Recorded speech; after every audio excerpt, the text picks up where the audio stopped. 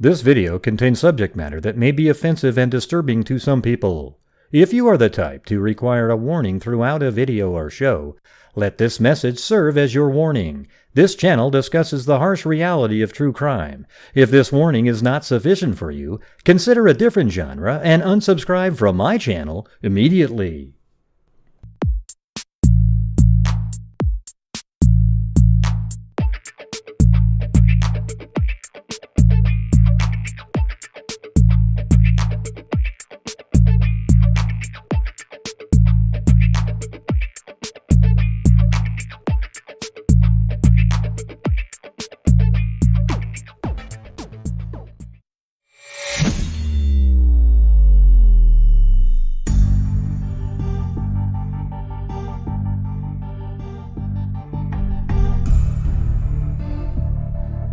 Hello, freaks and trolls. Either one. Got a lot of trolls that only watch Delphi videos. That's it.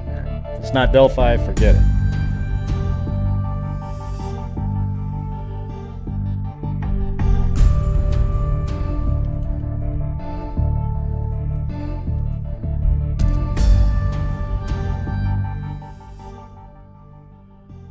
Alright. So, I guess this is going to be a call-in night where you guys can call in and give your theories on the case. But it's just like any other show, everybody. Our goal is to, get out have people be able to, give their thoughts, but try to make them rational, right? You know what I mean? Like if you're calling in about a theory, make sure it has there's some rationale behind it, not just hey, this is what I think, maybe aliens, something, have some facts that make sense behind it. I've heard some decent theories out there, if they're I don't know. Hey, thanks Joshua Long.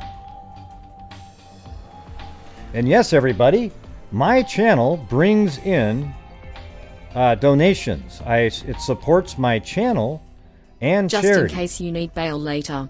Yeah, I'm sure I will. I am not ashamed at all to actually make money on my channel. Okay, as long as if you guys are consistent though and bitch when IDTV has a television program or Discovery, any of those channels. 48 hours. If you're calling them on the phone, bitching when somebody makes money, then good for you. At least you're consistent. Hey, thanks, Timothy Cecil. Chewbacca? The difference is, though... Chewbacca if you want me to. Drinking beer and staying in. It's a blizzard out there. That's crazy.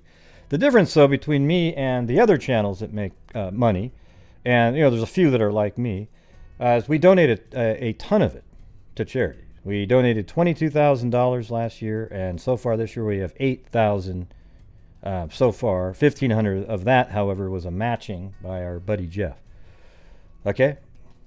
So that's what the difference is. If you want to bitch and complain about channels bringing income with ad revenue or anything like that, then don't watch YouTube, okay?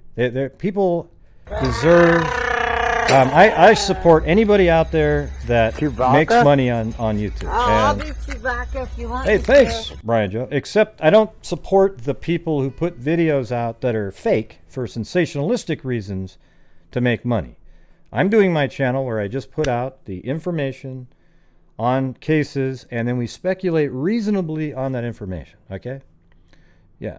All right, so make sure, good job, Daro. Yeah, just boom, boom, boom. They're just all gone. I don't even want to have to read them. All right. So there's just a lot of people out there that are trolls. They get really butthurt really easily, and they end up, trying to troll channels over and over again because they have nothing else to do. Chewbacca? I'll be Chewbacca if you want me to. So that's what the difference is. You won't see any of the other YouTubers that you're following in the Delphi case donate a nickel to charity. Maybe $10 here or there. Hey, I'll tell you what. I'll give a penny for every $10 I make. Yay! Okay, bullshit. All right, we donated last year $1,000 to the ballpark fund, which was all matched, so it was $2,000, and then $600 this year to Nick Meck in honor of Abby and Libby, at the request of Kelsey. All right, so once you start matching some of that, come over here and start bitching. All right. Hey, thanks, Susie Heat, and Diamonds Are My Crack. Brian Joe, Timothy Cecil, Joshua Long. Thank you. All right. So I'm going to switch to another screen now. Here's the screen we'll be using here. You can see the suspect walking on the bridge. Let's try to all avoid calling him Bridge Guy from now on. I think Bridge Guy is probably the most mundane sounding name for a killer, a barbarian, that I've ever seen. It almost sounds like he's just some regular dude. Hey, you know, the Bridge Guy. All right, so how about we start getting rid of that use of that term, all right? I know that it offends people when you bring that up. When you say, hey, don't use the term Bridge Guy anymore, they get angry at you. It's bizarre to me that they get angry at something so basic like that, but they do.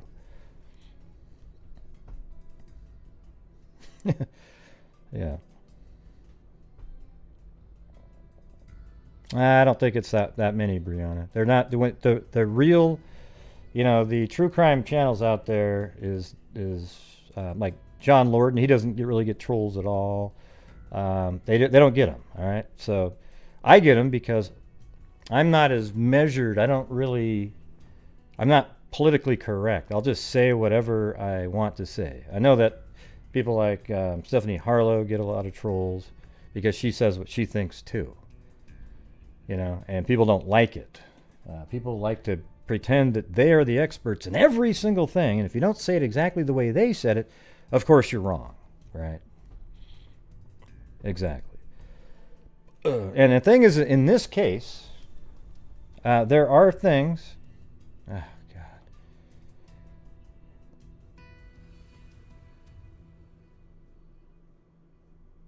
Okay, yeah, no, I'm going to be giving money to I'm going to keep doing what we're doing.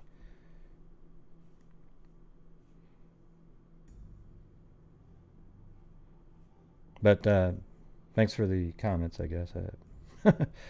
Yeah, we really have been a big supporter of Texas EquiSearch as well. Hey, I'll tell you what. Hey, it's Ray. There's a phone number up on the screen there. If you want to call in and talk about it, call it up. Don't whine in the chat. Okay, you sound like a baby.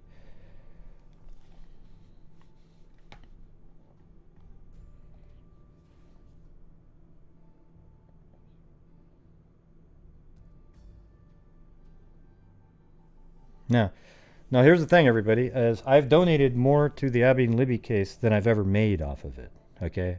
That's just the reality of it. The ad revenue is absolutely ridiculously bad. Okay, so and here's the thing: is even if I made money covering it, at least I'm putting out information that is reasonable and factual. Okay, I'm not going after the family like other people do because they have nothing to do with it. All right, here's the thing: is I know certain things, and when you look at things, you end up proving those things, and you know that they're true.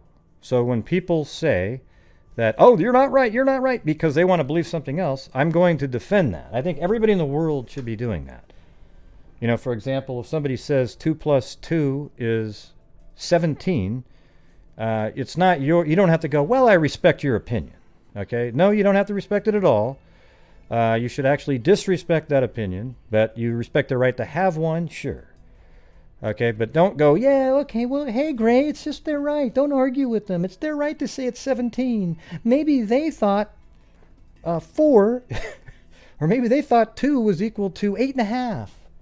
You know, it's a variable that they're using. Oh, good point. Very good point. Hey, thanks, Lori Grant.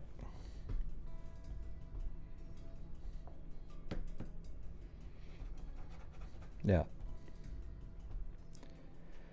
So my theory, I'll tell you what my theory is based on the information. Okay, I will say I was going to add a certain thing that I've known for a long time was that, and it's out there because they gave that time frame, is that the based on information, an individual contacted me a long time ago who's had a family member that was running for some kind of a position, and they happened to know information, and it turns out it was true because I verified it with somebody else that actually knew, is that the suspect was, it's out there now because I put it out there, but just so you know that I actually got it from somebody who contacted me, and the suspect was there for 30 minutes of the time that Derrick was walking around. So Derrick got there, and for the first 30 minutes that Derrick was there, the suspect is still in the area. Okay? That's something that's known. And they sort of opened that door when they said, hey, you know, between 12 and 5, who was the driver of that vehicle? All right. That's pretty crazy, right? That the suspect was there for 30 of the minutes of the time that Derrick was walking around. All right. So my theory on the case is the person doesn't live in Delphi. He's not a family member. He's not, all this stuff I could be totally wrong on. He's not a family member. He's not, somebody that just lives right in the area. He's not a police officer, anything like that in the area. Hell, who knows? Maybe he's a police officer in some other town. I don't know. But I don't think he lives there at all.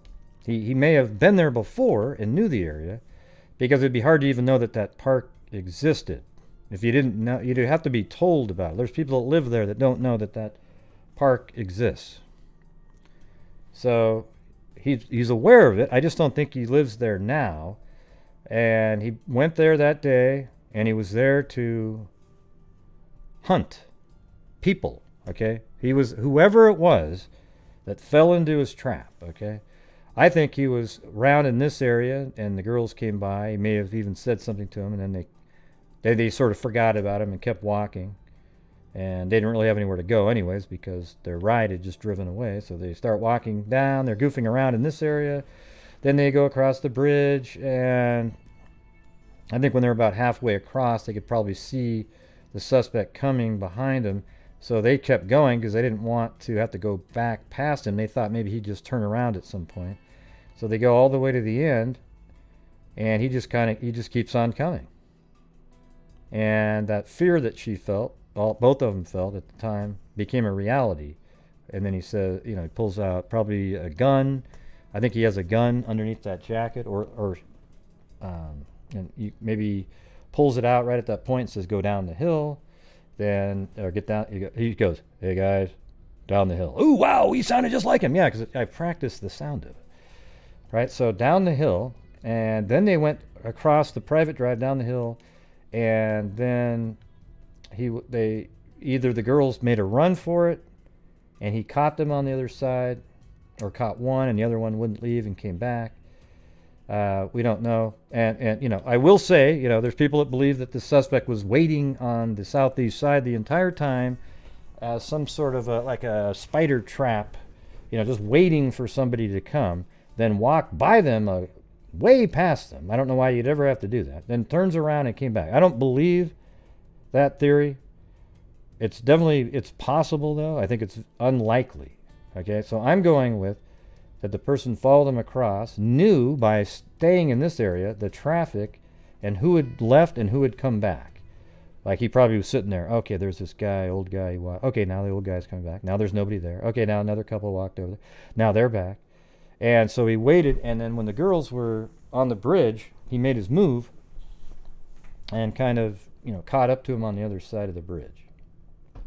I think that after that, he probably left the area, maybe going, in the way that Randy Gravitz walked one time when he walked from the start of the bridge over here like this. He could have walked like this and then rejoined the bridge or the trail at some point, or he could have walked back out to the road here, then cut through, maybe even in this area, could have cut through, got onto the Freedom Bridge Trail. Oh, you guys can't see it, sorry. Let me get to that screen. Here we go. You guys are just watching the the video that I made. I didn't even see one look at in there. Gray, can you give me your theory about the mention of the movie relevance? Don't know.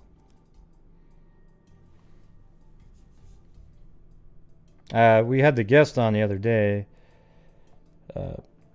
Sarah Kalin, so you should check that out.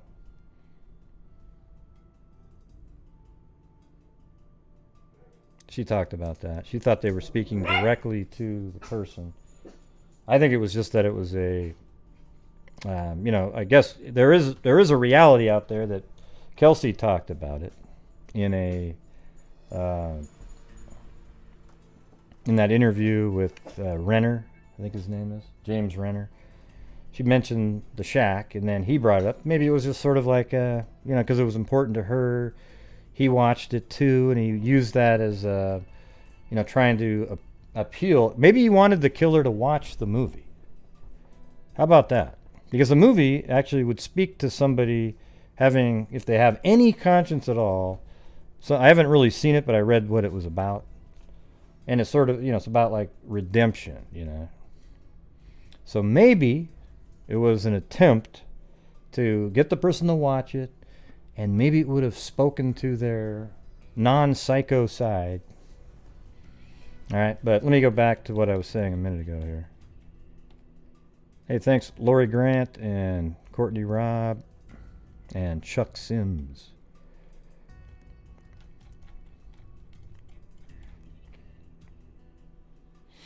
Yeah, so right here, what I was saying, the girls are dropped off. Maybe right around in this area here is where the suspect was. Watched the girls, kept following from a distance, and people go, well, how come you can't see him in the picture of the Abby? Well, because he wasn't, listen, it's not the highest quality camera. It's like 720p, I would imagine. So that's not really that great. And he was probably far back here, because you can actually see through the woods that time of year. And everybody, if you're ever using Google Earth talking about this case, you should be using the April 17th, April 2017 image, because that's literally this shot you're looking at right here is only 2 months after the murders, right here. Just 2 months. It's a little bit starting to get a little bit green. It would look more like this everywhere if it was February. There wouldn't be any green whatsoever. So while they were walking across, he was following, and they probably decided, hey, I don't want to go back towards that guy. I don't want to pass him. So they kind of went to the end.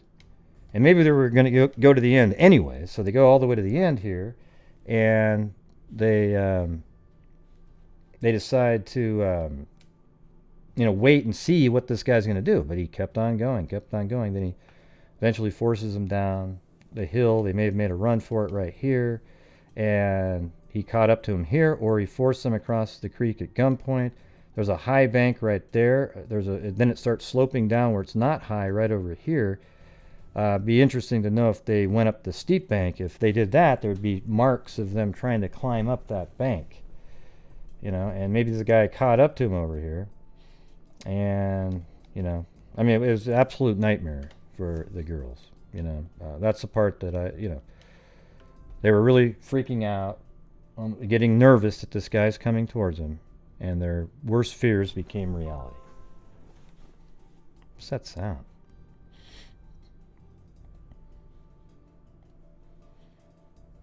Yeah, what's your question, Rhonda?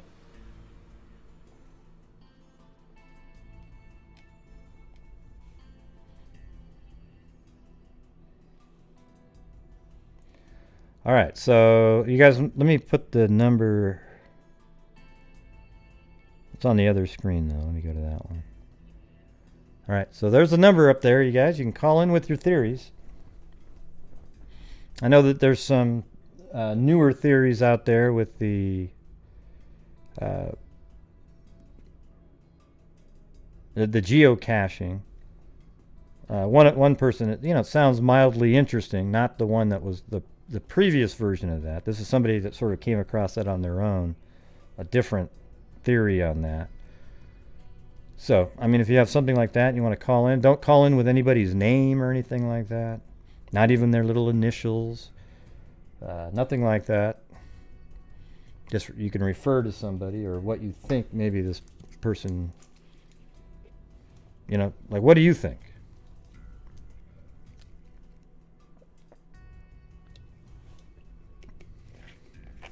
Yeah, there's nothing. I can turn up the voice here too.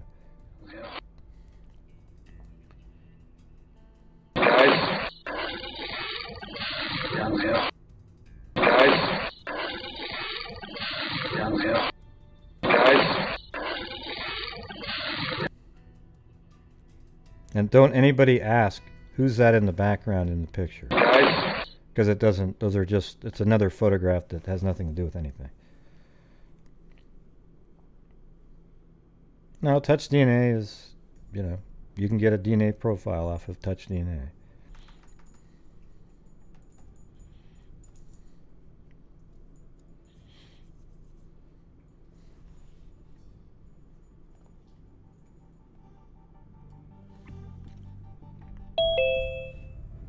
Oh, hold on.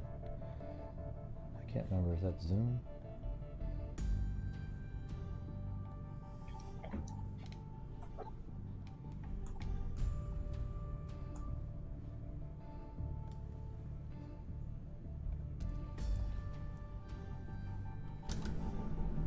Hold on a second.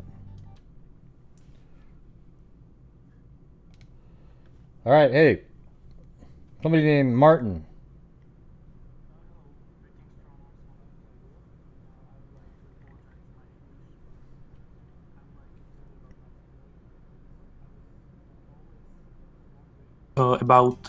He used the word guys, which, like, in my opinion, it means he must have known them, which I don't think is I don't think he knew them, or maybe he worked with kids. And also there was a vehicle parked at the CPS building, so my theory is maybe he was working there at the CPS one time. Well, maybe, but it's abandoned.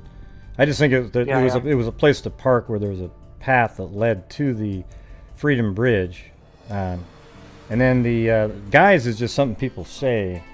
They'll just say like, like, hey everybody, what's going on? It has nothing. It's not like he had to know them or anything to say. Yeah. Well, maybe he worked there, like when it was functioning, the CPS building was functioning. Maybe he worked there. I'm not sure, but I think the cops already like searched, or maybe they looked in previous employees of the CPS. I'm not sure. I mean, I think it's possible that he may have been connected to the CPS building somehow. That's possible. I mean, we don't know who he is, so I guess it's possible. See, it seems to me, though, if you look at the map, he would have had to park. It makes you kind of think that the person was more familiar with that area over there, because he could have parked on the west side of the highway 25 somewhere, then walked across the bridge and done the same thing. But he seemed like he was more comfortable on the here, let me hold on a second. He seemed more comfortable on the other side, and that's why maybe he parked over there, and he knew that there was that little path, perhaps. See, that would make it seem like he really had some knowledge of the area, because he had that. If that is him that parked there, they don't know that for sure. They just said they want to know who the driver of the vehicle parked at the CPS building was, and maybe he walked that. He knew about that path, walked the path, got on the Freedom Bridge, and then walked down the full path. So there you go. What else do you think? Well, I was also thinking, like, I believe that he is connected somehow to the area. Maybe he worked there, he lived. But I think if he lived there or worked there in the Delphi area in previous years, someone would know him. I think he is connected to the area, but maybe only his childhood. Maybe like when he was 15 years old, he moved from the area, and he knows the area. Maybe he was coming back to the area where he grew. I don't think he's connected to the area like he worked there at the last time. I think maybe his childhood, because someone would know. This is I believe this is small town, maybe 2,000 inhabitants. How many? Maybe 2,000. And I think someone would notice. Someone would know the guy.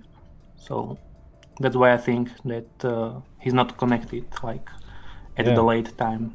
Yeah, like maybe at some other point he lived there, but he didn't live there currently, right? Seems like he would have been found. Like if he lived there right now, people would recognize him from the voice in the video. Exactly. Yeah. Mm-hmm. Yep. Yeah. Excellent. Yeah, okay. That's all from me. Thank you. Where were you from again? Join. Say where you were from again. Excuse me. Where are you from or living at this point? Slovak Republic. I don't know if you are familiar, but it's in Europe.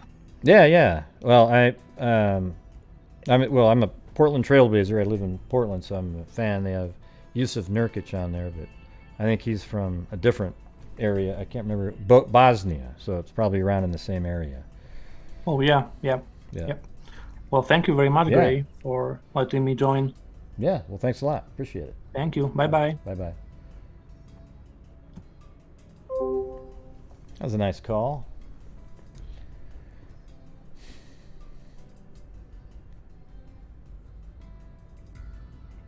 Yep. Croatia, Serbia, Bosnia.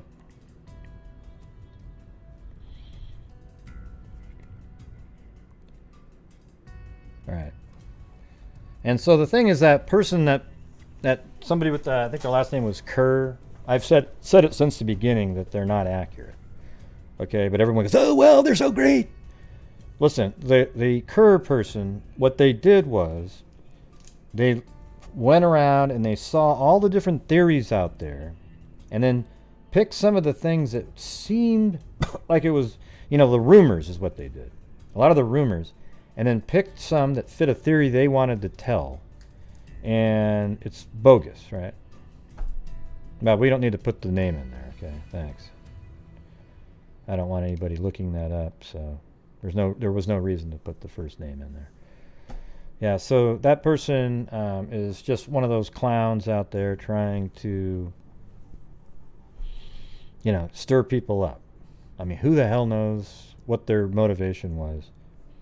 But look how excited everybody was. If you make a video with that name in it, oh wow, it's so great. Yeah. Forget it. And I actually asked family members if it was, and they said no. The police said to them that it wasn't accurate at all. So there you go.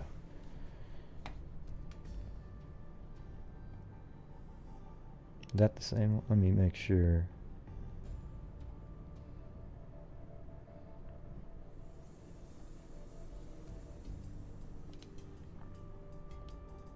Oops. I gotta make this little window so it works. Put the phone number in there so you guys can read it.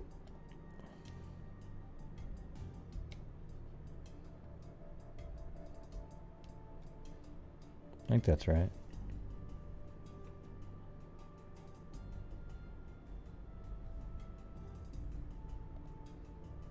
Yeah, 69652-434.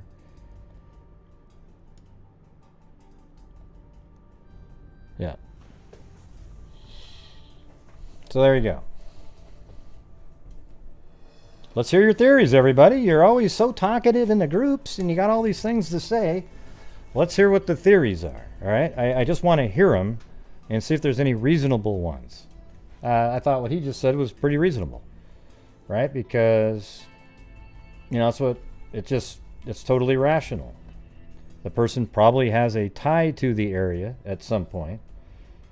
I hadn't really thought about it myself until just now. That it's interesting that the person, if they believe that's his vehicle, that he parked right there. That shows even more knowledge of the area, that he knew maybe about this little path. And perhaps, because I think it's not confirmed or anything, but I think they think he went right in this area down from Freedom Bridge like this. But he could have easily just walked, just like that, onto this path, and then to a vehicle. Now, our buddy, our local resident Cairo, for those of you that are new to this channel who seemingly watch, a lot of the other ones, there's a security camera. You can almost see it. I mean, it's kind of strange. There's this little white thing that sticks out right there. There's a security camera right on this building that's aimed this way. And the angle of the camera would cover the parking area at the CPS building.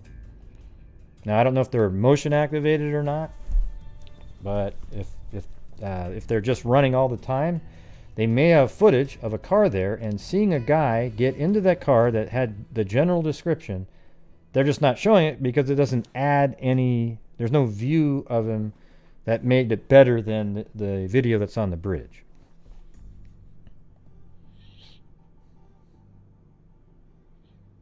I didn't shut him down. Not sure what you're talking about, original. Forget it. Just good luck. Find another channel.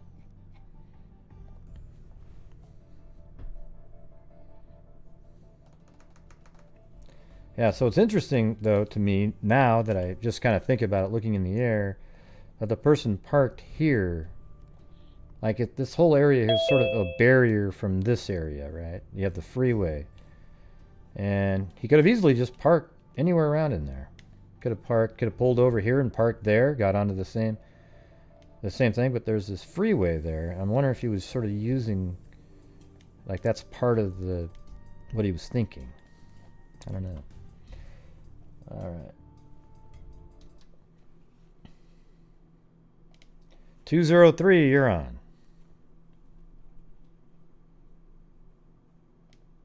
203, you got to unmute yourself with *6.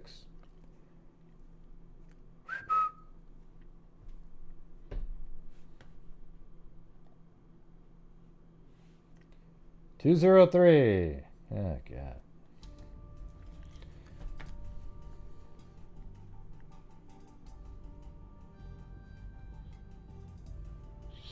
Gray, I heard the camera was not there during the... Well, how would you have heard that, Sylvie? Who told you that? Somebody that didn't want it to be there? There's nobody out there that knows if that camera was there or not. Okay? I don't think anybody went, ooh, wow, there was something here, let's put a camera on there. It's a basic security camera right over a door. If you heard that, it was just somebody trying to pretend that they know the answer to that question. There's no way they know the answer to that. Let's see. Who's driving the train through town? What are you talking about?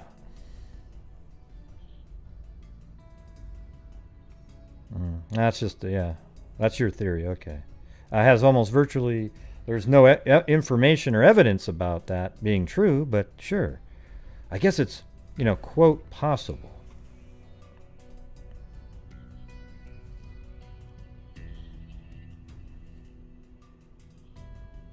Yeah, well, I think obviously it confuses people.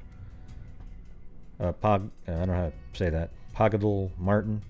Obviously it confuses people because you see one picture, a guy that looks like a homeless person with a beard and the hat, and he's just kind of, and then the next guy looks like Tom Cruise. So yeah, that would make it pretty difficult to determine. But apparently the person looks like somebody right in between. I don't, but ADC, I don't, that YouTuber, I don't have put any credibility towards at all that you just mentioned, ADC. Especially the people that he, listen, he complimented me one time, okay? But he lumped me in with other people that put out absolute garbage, and factually garbage. And then at that point, I realized that he isn't credible, okay? Unfortunately.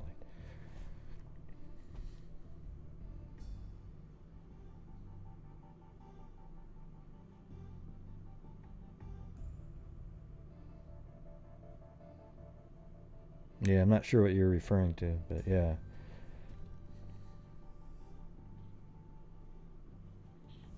What do you want to know about the flannel shirt guy? I don't think the flannel shirt guy isn't the killer either. He's an older guy. Doesn't look like him at all. So I don't really ever talk about the flannel shirt guy is a flannel shirt guy. See, people are what's going on a lot of times is people run out of stuff to talk about because there just isn't any new information. So they keep looking at all these other people that have been talked about since the beginning and trying to figure out a way to make them the bridge guy. Okay, the individual wearing the flannel shirt, I think he has a brother, and they have some connections to the trails system and park. I haven't really considered that much. I mean, it is, quote, possible that there was two people. I just think it's very, very unlikely that there was two people.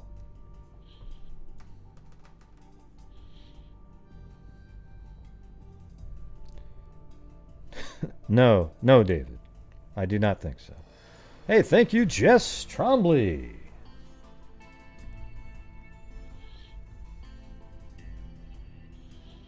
Yeah, it's very unlikely that there was two people.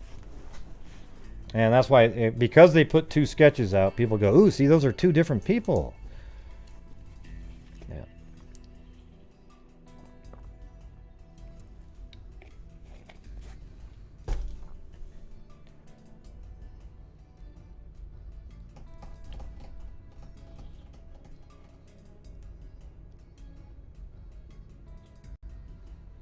If you knew the killer, haven't you told the police? I don't know.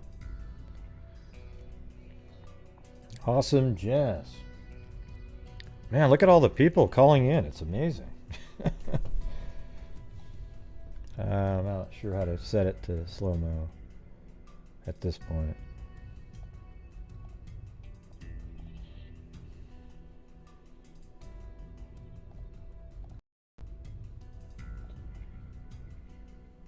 Let's see if I can do it. Yeah, maybe I can. Enable slow-mo. Okay, there we go. I think it's been enabled. Let's see.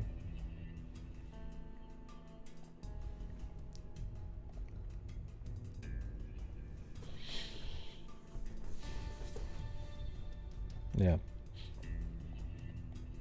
I don't know anything about the witnesses who saw the suspect out there. Okay? I don't know anything about those people. All right? I don't think they're going to be talking to people either. So I think a lot of times when people say, "Oh yeah, well I talked to one of them," and it's not true. All right? So here we go. 443, you're on.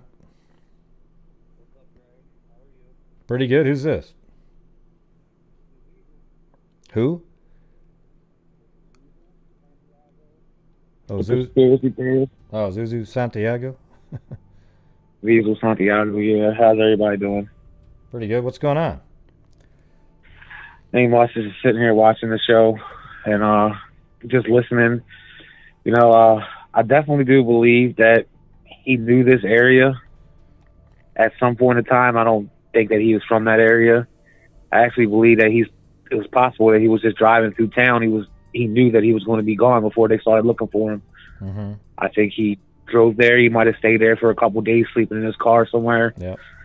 And planned this out, that he knew he wanted to do something. And he knew once he done it, he was going to get back in his car. He was going to get on the highway, and he was going to be 1,000 miles away by the time they realized what happened. Yeah. It could easily be something like that.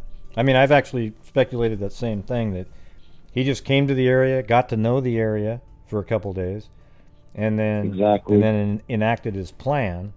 And and Abby and Libby just got unlucky that they were the two that fit into his trap. See, what I want to know is they had the image of Abby on the bridge. They said it was at 2:07 when she posted it, mm-hmm. and they believe the girls was killed between 3 and 3:30 or sometime. Do they have a timestamp on the video? Well, that's what I want. That's the one thing I want to know is, I'm sure they have a timestamp on the video, But when you just said that they were killed sometime between 3 and 3:30, who said that? I may have just heard it somewhere. Maybe it was between 2:30 and 3:30. Yeah, I think that would be a closer approximation. Right. Yeah. I mean, like somebody said earlier that the picture of Abby on the bridge, you can see the bridge guy behind him. I mean, if you look at the picture, I mean, what was she, about 3/4 across the bridge already? And that is pretty weird that he wouldn't be in that picture at least. Well, no, they weren't. Close coming back. They were only a quarter away about when that picture of the picture of Abby. They were only about maybe 1/3 of the way across the bridge. And when it was filming back, it's not weird really at all that you wouldn't see the guy because he's way back. Yeah, He's just back in the trees because you don't need to be standing at the end of the bridge. He can just look through. It's really easy to see through those trees out there. You can actually see the crime scene from the bridge. If you almost, it's right there, right to the river, and almost there. That's the way that the picture was taken. The bridge looks like it's so much longer behind Abby. That's why I thought that they may have been farther across that bridge at the time. Yeah, well, you should go watch my Flow 3. Just type in Gray Hughes Flow 3, and that one shows you exactly each of the spots on the bridge. Yeah, she was. Libby was on the fifth deck, right? Standing on that fifth deck, taking the picture. No, she was on the third platform. The third platform. There's 6 platforms, but it's really only about a third of the way. Well, it's like 40% of the way across the bridge. Right. Yeah. No, that makes more sense. I mean, but it's a little closer to that side, so yeah, you're right. So, right, I get what you're saying. So if you're on the other side, and he was literally on the bridge catching up to him, you would be able to see them. But yeah, they're only 40% of the way, just barely. Actually, it's just not even that far across the river, the creek there, and so they're standing there, and he's probably still in the woods, and then they turn around and keep walking because they're going to go across the bridge, and then probably later, because everybody looks behind him every once in a while, right? Then they saw the guy, and then they're like, "Oh crap!" and they went off the end over there. And then it also would make it possible, but like you said, I mean, he may have came from the southeast side and walked past him, and then when he turned around, it was like, "Oh man, why is this guy turning back around, coming back?" But why would he walk so far past? See, my thing is I get it. I get the part about he was on the other side of the bridge, but wouldn't he just like look visually across the bridge, see nobody's coming, and then say, "Hey, get down the hill"? He would just come out of nowhere, right? Why would he need to walk 60, 70 feet past them, then turn around and start walking back when they're being filmed? Doesn't make a lot of sense to me. Because maybe he was fighting with his demons. I don't know. Maybe, anything's possible. Like we don't know. That's the whole thing about it. That's why we're talking about it.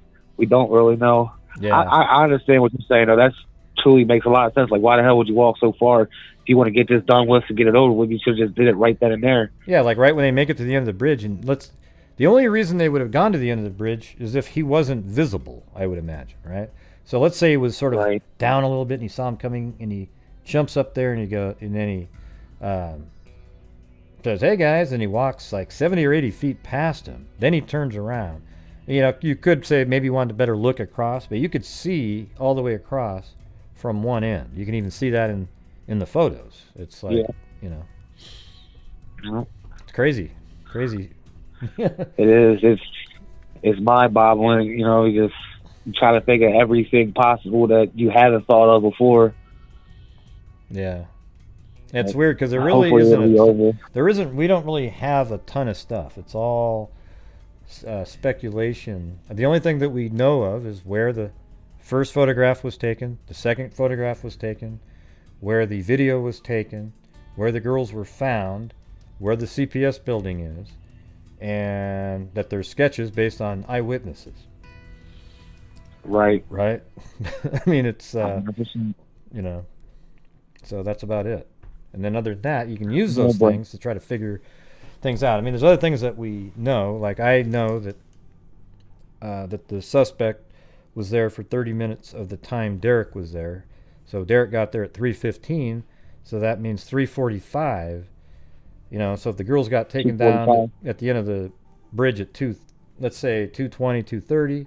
See, we don't really. I would love to have the time code of when that video is, because they could have literally been on the other side of the bridge, walking around. Even they could have been walking around in the woods back there, and then they were just about to get back on the bridge to walk back, but they see this guy hustling over, right? So maybe that was even 2:40. I mean, we don't really know, but my feeling is it was like right around 2:20, 2:25, and they were probably even taken across by 2:45. But then that's amazing that an hour after that this is what I was told by somebody that knew. Okay, like an hour later, he's still out there. Like, man, what the hell is going on? And then the girl with the dogs. What time did she hit the bridge?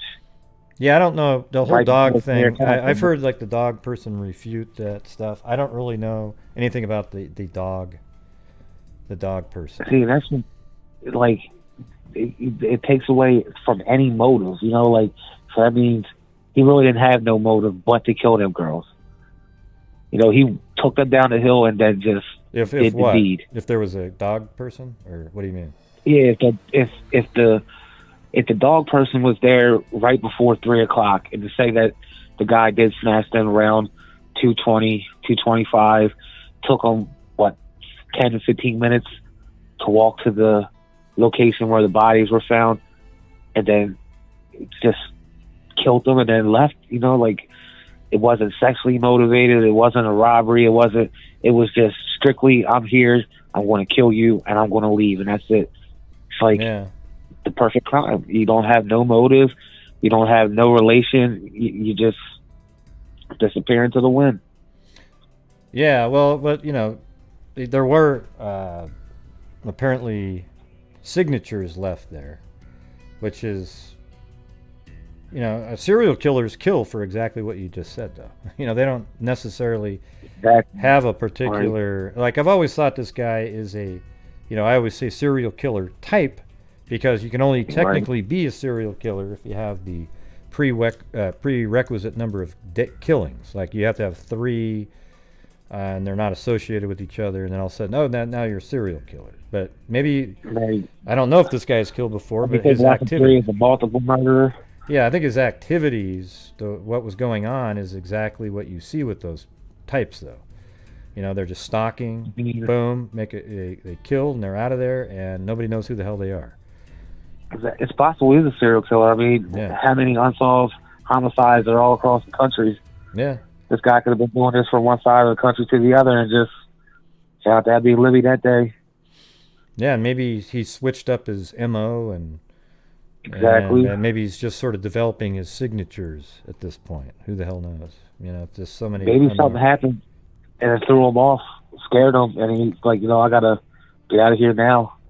Well, here's the thing: is if he was there up until 3:45-ish, Cheyenne and her friends, they were actually on the other side of the bridge at a little, like, right around 3:00.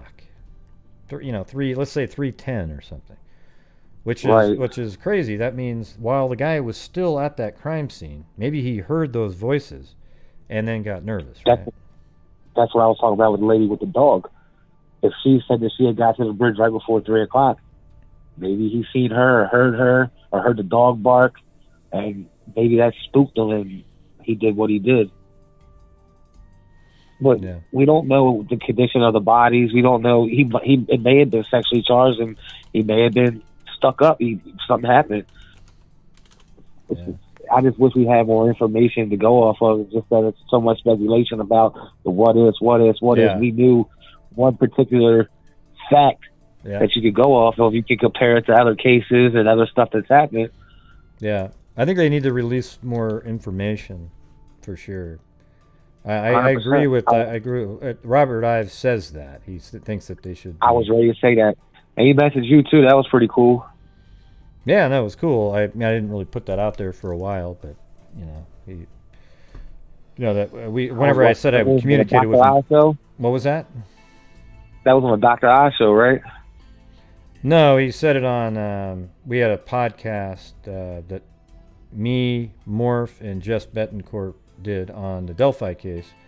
It was like 7 or 8 episodes. It was called Scene of the Crime Delphi. People should go watch that I'm pretty one. sure. It was better than. I'm pretty sure he watched it on Dr. Oz too. Yeah, well, he was on there, but it was in a in the podcast. We Morph interviewed him, and in that interview is when he said this stuff about me, and so I have that recording. Okay, but we didn't put that in the podcast because it's not about me. It was about the case. But I think our podcast was actually better than the HLN one. We just didn't have the money to put it out there. Ours told the story from start to finish. Had really great interviews with people that actually were searching. The lady that was with Kelsey when the discovery was made, and it's a pretty good one. Yeah, it was 100%. Yeah. It kind of just dragged out with a bunch of stuff that we already knew. They didn't really add too much new information in it. Yeah. Where did the information come from that Derrick was there for, the killer was there for 30 minutes while Derrick was there listening? I haven't heard that. Oh, it was just somebody told me who had a family member running for a position that would know the answer to that question. And they told me, and then I asked somebody else, and they said it was confirmed about that. I don't know how they know that, but that made me believe that they have him on video at some point. And I think this theory with this camera by the CPS building is possible. Right. Yeah. So all of a sudden, all these people are calling in. But hey, that was a good one. You had a good call, man. All right. Made me think about stuff. I appreciate it, man. Good talking to you. I'm going to keep on enjoying your work. All right. Stay safe, man. Hey, I appreciate it. Thanks a lot. Have a good one. Bye.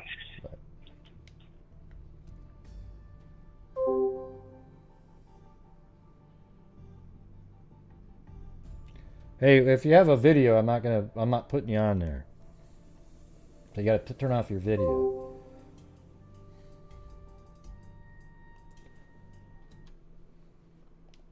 Okay, what's going on? Michael in Boston.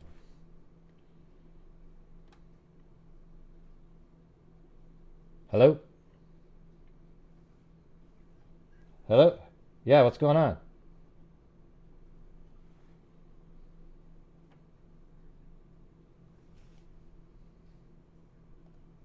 Oh, okay. I'll get rid of you. Thanks. Observing. All right. He thought it was just a place to come in on Zoom and observe. I don't know. That seems kind of odd. You're watching a video, so obviously for people to call in, right? Let's see. I don't know what this thing is, so I gotta get rid of this one too. Oh well. All right, all the lines are open. Anyways, I'll be back in just a second.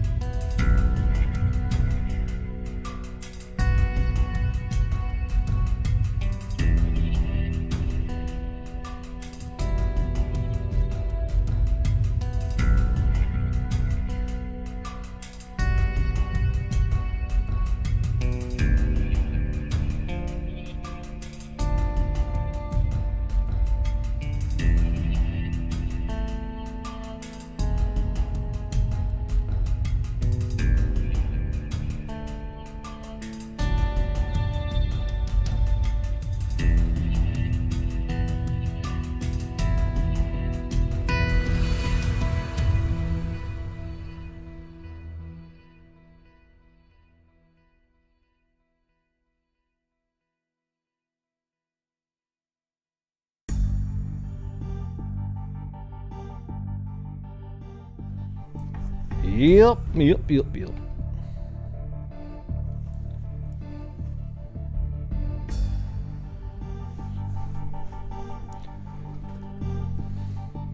Nope. This idiot.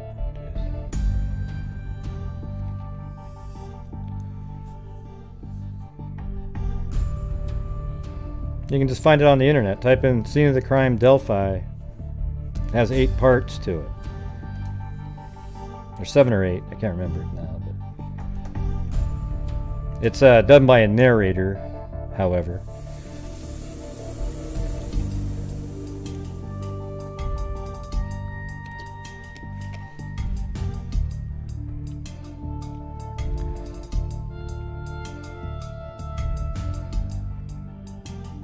I think you spelled that right.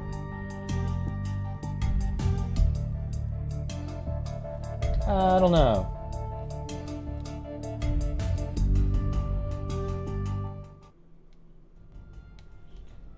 I don't know if I agree with the theory that he was in the room. It could be, though. I mean, it had a little bit of that feel to it, but I don't know if the person that they think is a suspect was sitting in the room. I think they think he could have been. Like he's somebody that's been, he's following it, and they just don't know.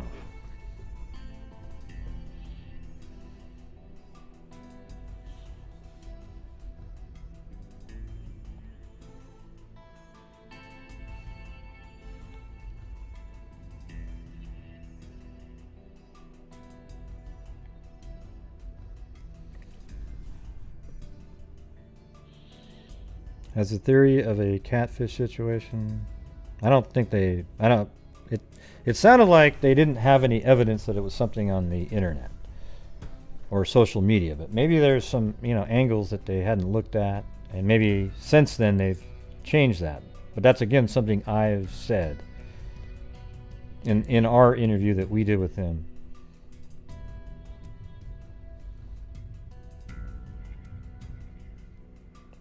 The ID is up on the screen.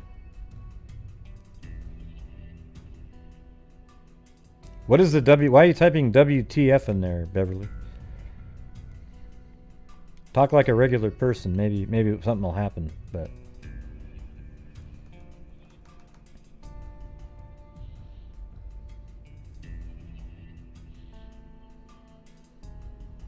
yeah. And they did say stuff like here, let me hold on a second. Like apparently they referred to the person like, hey, he's right behind us. And then they discussed which direction to go. And the guy's up upon him. Now, did they see him before and say, he's right behind us, isn't he? Well, would they have really said that if he was on the southeast side and just passed? And then, here's the thing is, if he was on the southeast side, Abby wasn't even off the bridge yet. So that's one of the reasons I think it was earlier, like 2:30. She wasn't even off the bridge yet. She was still walking near the end when that video was taken. Then she gets off the bridge, gets behind Libby, and then he keeps walking. There's obviously a gap of 5, 6, 7 seconds between the video that we see and when he says, hey guys, down the hill, like that, right? Isn't that a good imitation? No, Gray, did you hear the way Gray said that? Yeah. And if you guys would like to support the channel, I'd appreciate it. We take a large portion of the money at the end of each month. And when I say large, it's literally a large percentage, not like, $1 for, it's a large percentage at the end of the month, and donate it to crime-related charities. Like last year we gave $6,000 to Texas EquiSearch, and over 3,000 I think to NCMEC, but 22,000 in total. So if you want to help the channel out and charity, I would appreciate it. If not, that's okay too.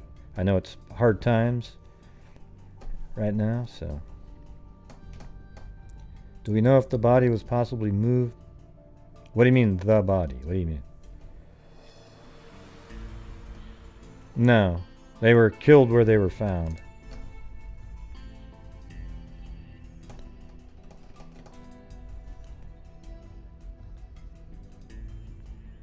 That's right. I said it almost exactly the same.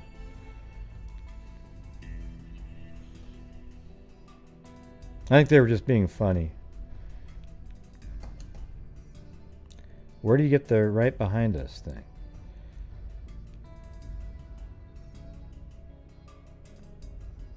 Yeah. Well, that wouldn't be in that. And the gun thing I know because apparently you can hear a click from the gun, and the police told family they believe that's what that was, and they told other people. I've seen it in. I'm not going to explain it to you. Just I'm telling you that now, and if it turns out not to be true later, it won't be because that's not how you spell the name Starfire.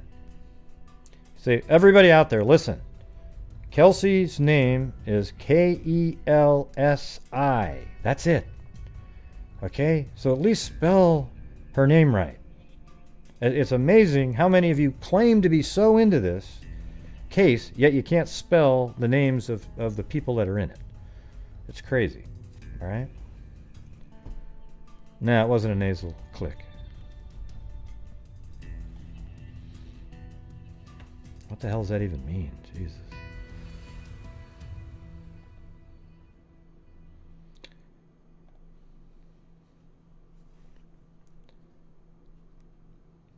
Wait, hold on. I gotta time somebody out here. This idiot, salty person.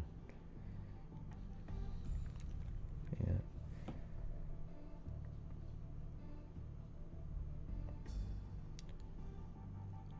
No, you won't. You won't have a wrench if you contribute.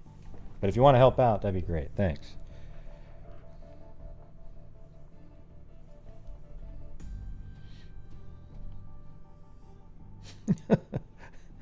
It's awesome. It's amazing how many people show up these shows that are just trolls. They have nothing better to do. That salty person's been around a while, though. I don't know what they were doing right there.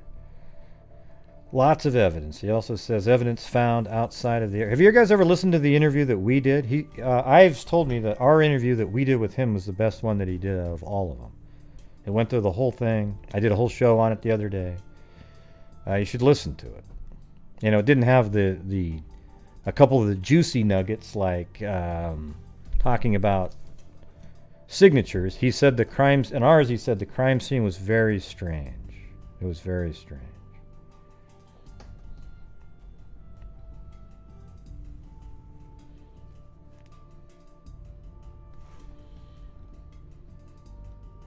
Yeah, I don't think you need to hide Salty. Just put him on timeout. Let me unhide him.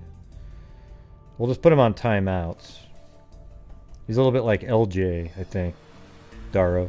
I think he's a little bit like... Yeah, no, the girl... yes. I have I know a person who spoke directly, so this is third person. I know somebody messaged me way back at the very beginning in like May of 2017 who spoke with one of the family members, and they described exactly what was on the video, and they told me what was on that. Only up until down the hill. That's all the family was shown, was that part. Okay, they wanted the family to listen to it so they could tell them what they think the girls are saying. At one point, apparently, Abby says, "Is that a gun? I think that's a gun." Something like that. Okay? So that's something that I've known for a long time. Now, again, that person could just be making something up, but I don't think so because I looked and checked and they were friends with that person. What happened, Jen? What was a look at?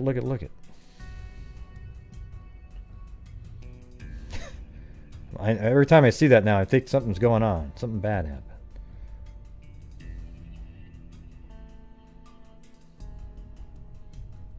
And then they hear a click. So I think what he's got propped up under his, like if you go back to this shot here, I think this thing right there is his right hand. That's his skin there, everybody. That light skin, that skin tone, just like his face. Look at it. It's his exact same tone. That's his back part of his hand there. And he's gripping something and he's propping it up under the jacket. Okay, we don't know exactly what that is under the jacket. You know why? Because we can't see it. All right, but you got everybody out there saying, oh, well, that's a 1927 Beretta. It has a 15, no, you don't know that. It'd be like me saying, you know what, I believe with all the knowledge I have that this guy is wearing polka dot underwear. Well, how do you... How do you know, Gray?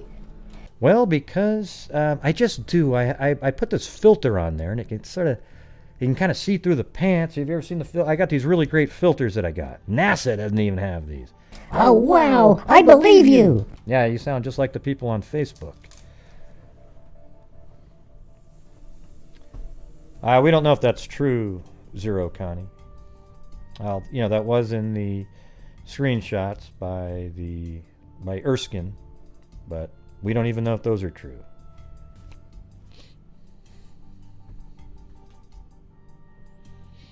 Yeah, it must have been. Yeah, that's right. It was a spirit box. Had to be. Oh, and thank you, Beverly Brow, Katya T, Catherine,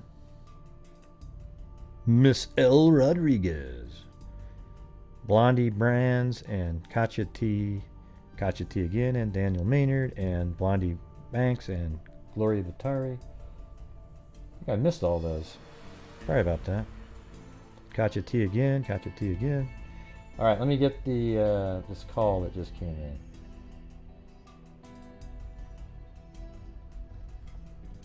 All right, 870.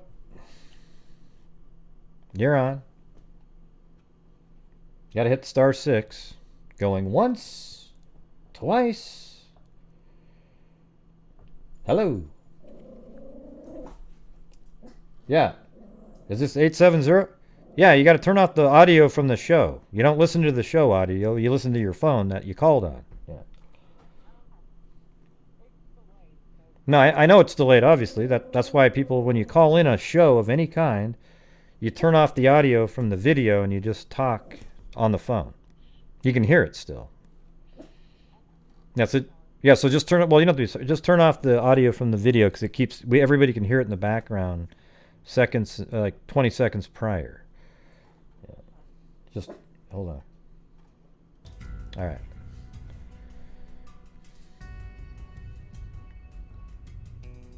You still there?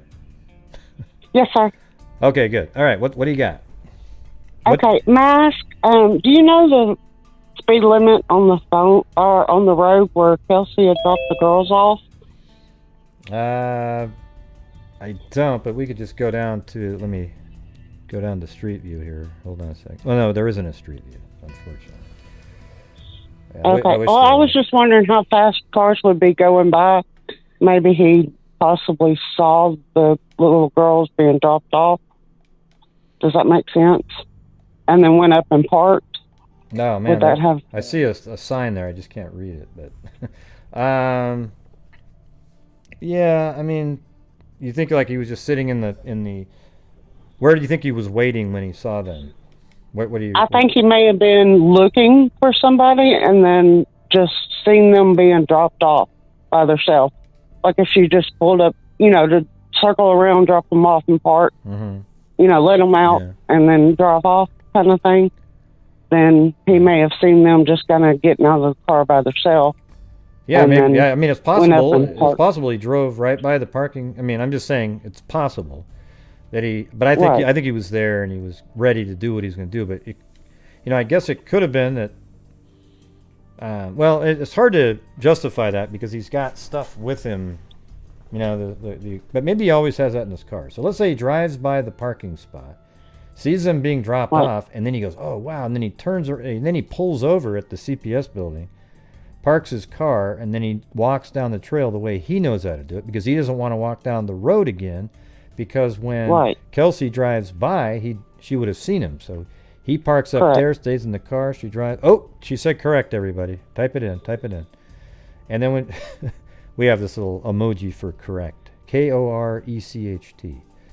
And then when it walks this way, after Kelsey would have driven by, he gets out of his car, walks on the trail, and then goes towards the bridge.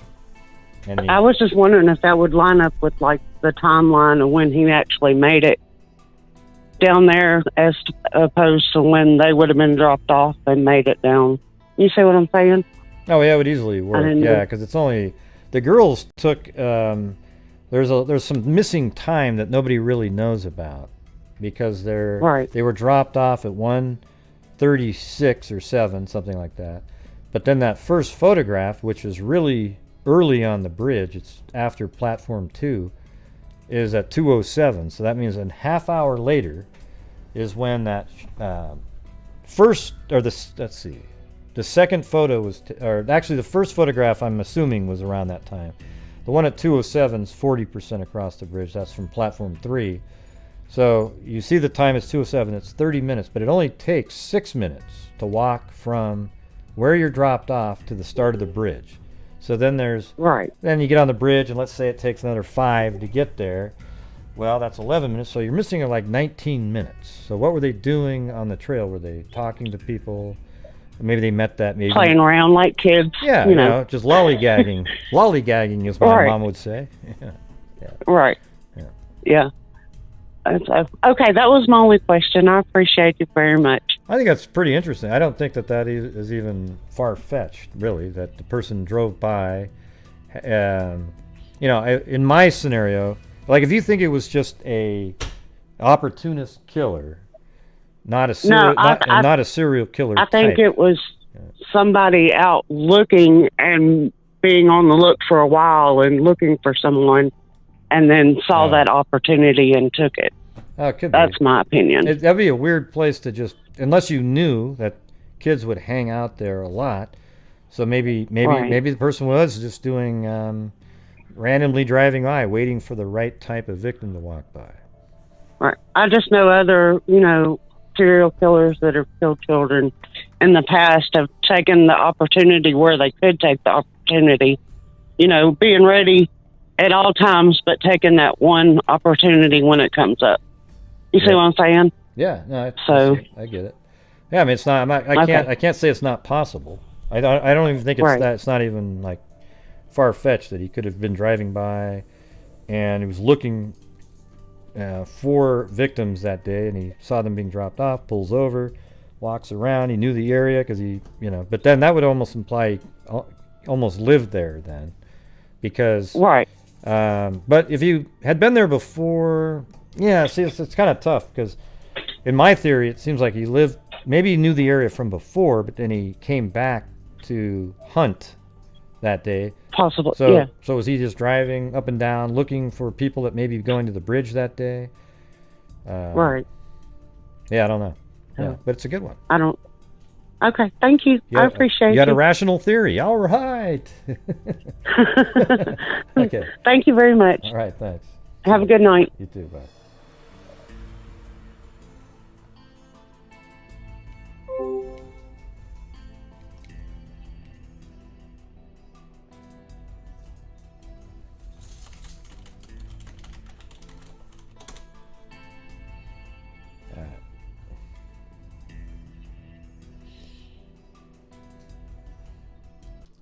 Uh, 978.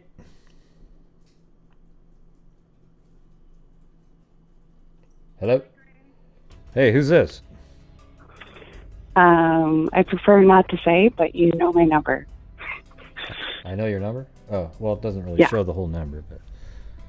Okay. But you do know it, just so you know. All right. So I'm just calling to let everyone know that your theory, which is not really a theory, it's actually what happened as far as the timeline goes of when the girls were dropped off until what we think when they passed away. But I had a family member outside of the German family tell me in like April, very early April of 2017, a few things. And then when they heard the 2-minute audio, they told me things that match up to exactly what you say. As far as they feel that the girls may have met bridge guy or bad guy or whatever you want to call him prior to taking pictures on the bridge. Sorry, I didn't mean to interrupt, but they kind of, so they suggested to them that the police suggested to them that they think they may have already like met them before, right? So, and then when they were on the bridge and Libby was taking photos and Abby was looking at Libby and Libby's face changed and she's like, oh, is that creepy guy behind me? And, or something similar. And there was a lot of muttering. And then the person quickly approached, and then law enforcement suggested they heard a gun cock, but then family actually could also hear the gun cock kind of thing. Yeah, that's but they what I was weren't told. quite sure. Yeah. Right? Yeah, but then but I think Abby says at one point, is that a gun, or he has a gun? Is that a gun? Something like that. Yeah, I didn't know that. I didn't know that part until you said it today. I really didn't know that. But everything else you said really adds up to what I knew, and it wasn't from, like, you know, I know you're close to the German side and you have had them on and everything, but I'm just saying, like, this came from the other side. So yeah, well, that thing, what I just told you wasn't from the German side. That's the thing. Oh, okay. So it was somebody, a friend of somebody. You know, so. Right. But I mean, I firmly believe that's what happened. And if we were to be corrected, I think the family would have told us, right? Like, they would be like, you're way off base. Don't say that. You know what I mean? Like, they would have told you never to say that, right? Yeah, but also at the same time, it doesn't, you know, knowing that information doesn't really help or change anything. Right? Yeah, it doesn't help or change anything. It just means like, oh, wow. Maybe there was a gun, and it kind of helps explain how things might have went down better. Right. So what I see a lot of people saying is, well, how are two athletic girls being forced down a hill? Well, if you have a gun cocked and you're 13 and 14 years old, well, you're going to listen to whoever's telling you to go down the hill. That's what I tell everybody every single time. I go, listen, a gun makes people do things. If he had a knife, it probably wouldn't have been as easy. Right? But a gun, people just do whatever you're told when there's a gun involved.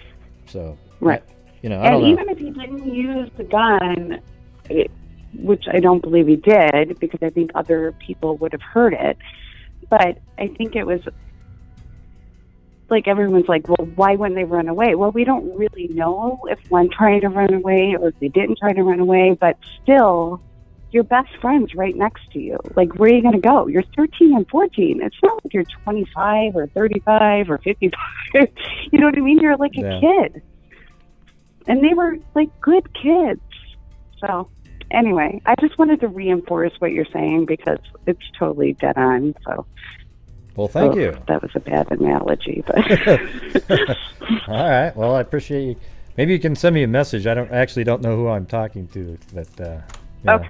All right. I think it was a long time ago, but send me a message or, I don't know, email or Facebook or something. I will. Okay. Well, all right. Thanks, Gray. Well, thanks for calling in. Appreciate it. All right. Bye. Bye. Yeah, so that's it's interesting, right? Oh, come on, Barbara. Don't put me Don't do it. Don't do it. It's a nice thing to say that. How are you feeling, by the way, Barbara? Are you out of the woods now? You're starting to feel a little bit better? Yeah, like when people say it was a nightmare, I think it was an absolute nightmare. I won't use my same story that I tell all the time, but you guys have had those moments where you are really scared that something bad's about to happen, right? You're standing there, these people are walking by, they look really dodgy, your heart starts beating really fast. And then you're like, oh, phew, it got better. In this case, it didn't get better. That feeling they had turned out to be real, and it got worse and worse and worse. An absolute nightmare, okay?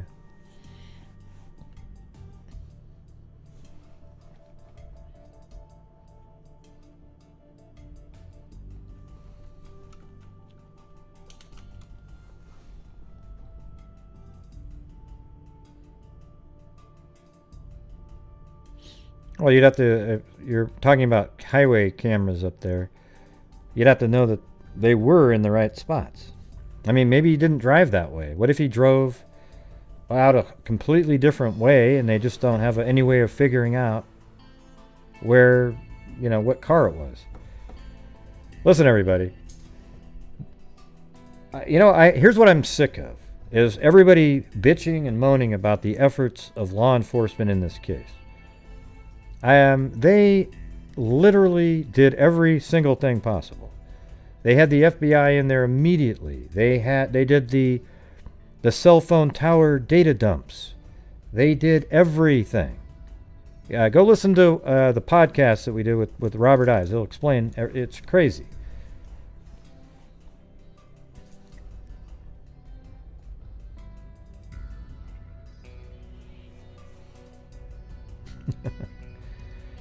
Another one bites the dust. Another troll bites the dust.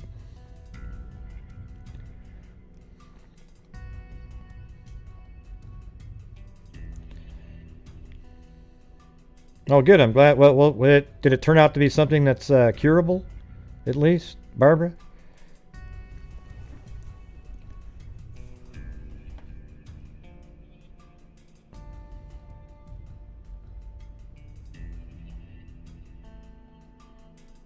No, those aren't the right numbers.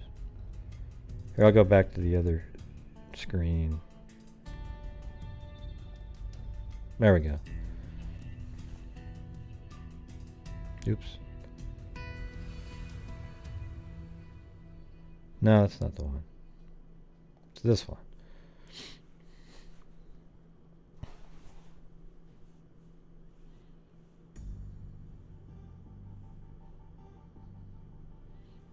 I don't think you need to have forensic interest to have instincts to be scared about somebody.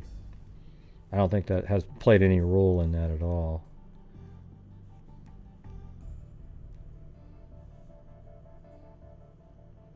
I'm not sure who you're talking to, Jennifer, but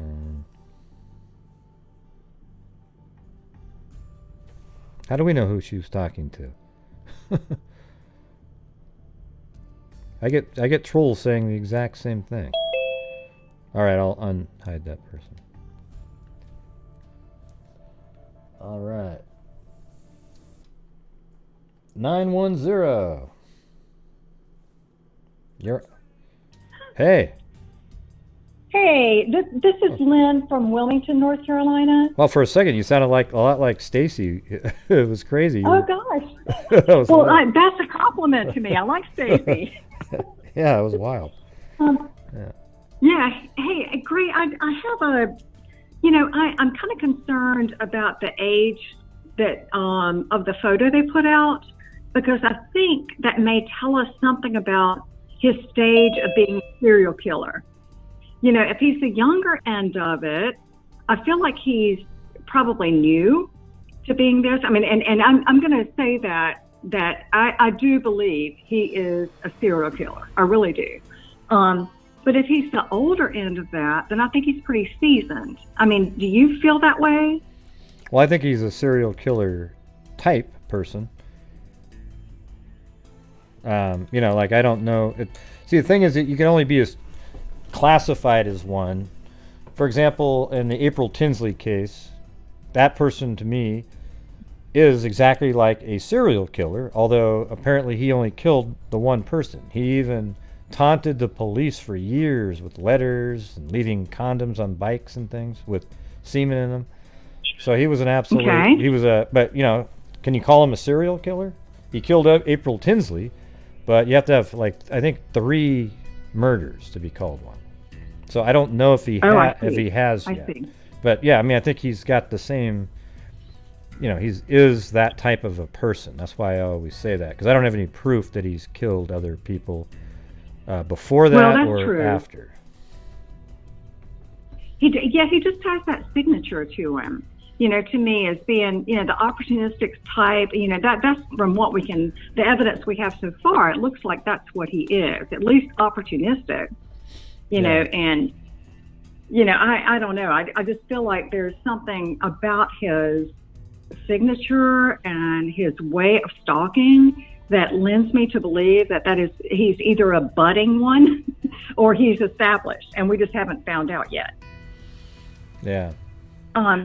Well, it could be that. I mean, some people think like, well, he's done it again. But what was interesting is in the FBI profile of John Miller in the April Tinsley case, it was so accurate, it's mind-boggling. They said, he'd likely.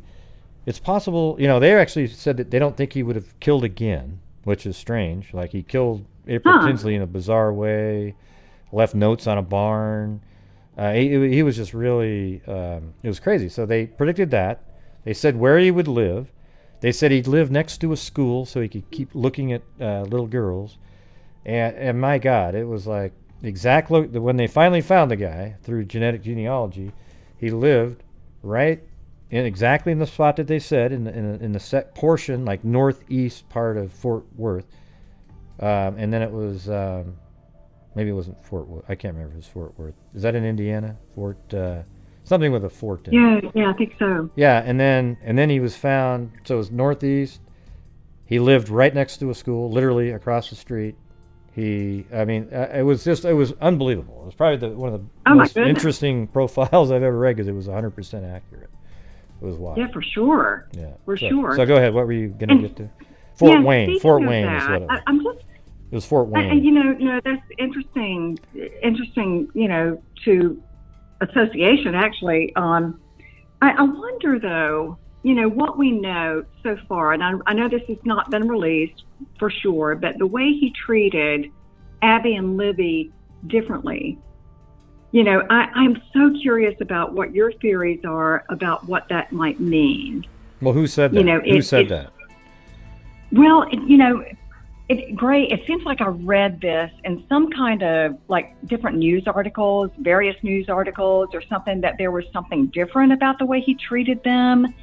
And it made me wonder if there was, and I'll say, for example, it seemed that he treated Abby like a doll when they found her.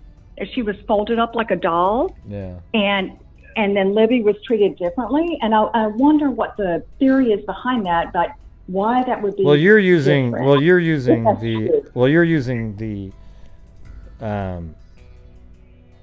the description in text messages by Erskine's.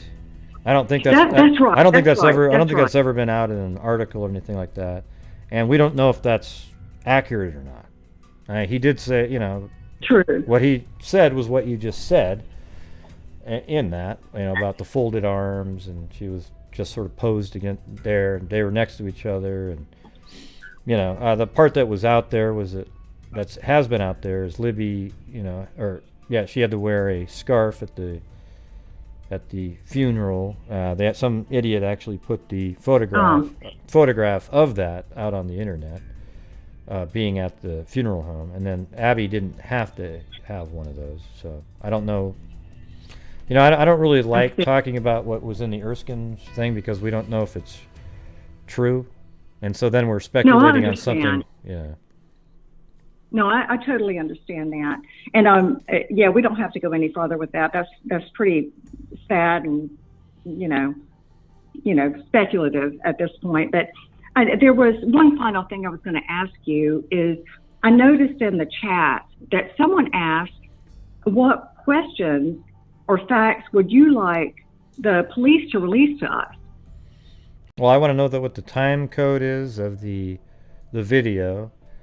I want to know what evidence they have that makes them believe that the car was at the abandoned CPS building.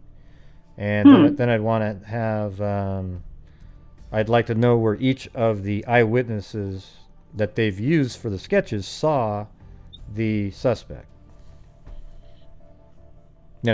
Oh, yeah. Okay. Yeah, so those kind of things like that. That sounds good, yeah.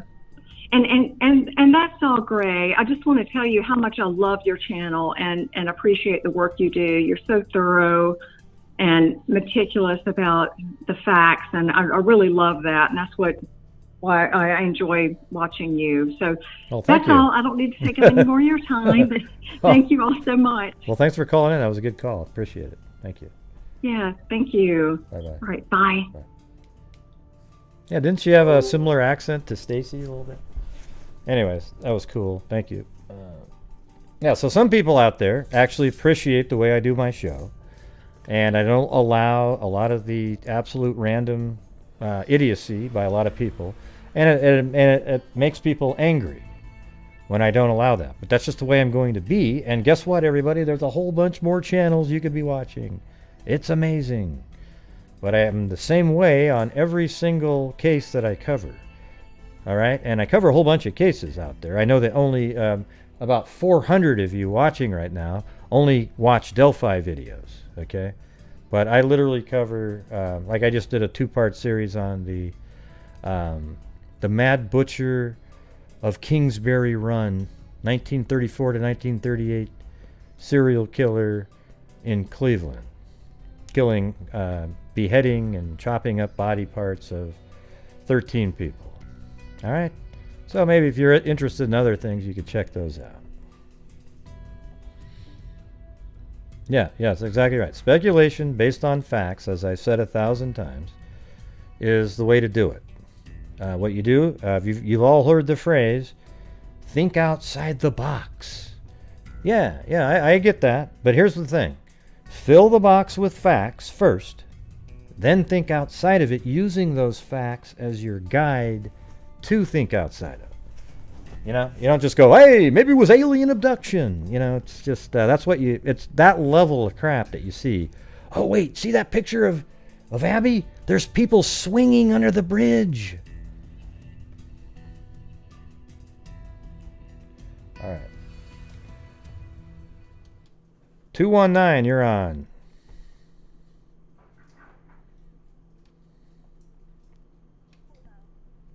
Hello, who's this?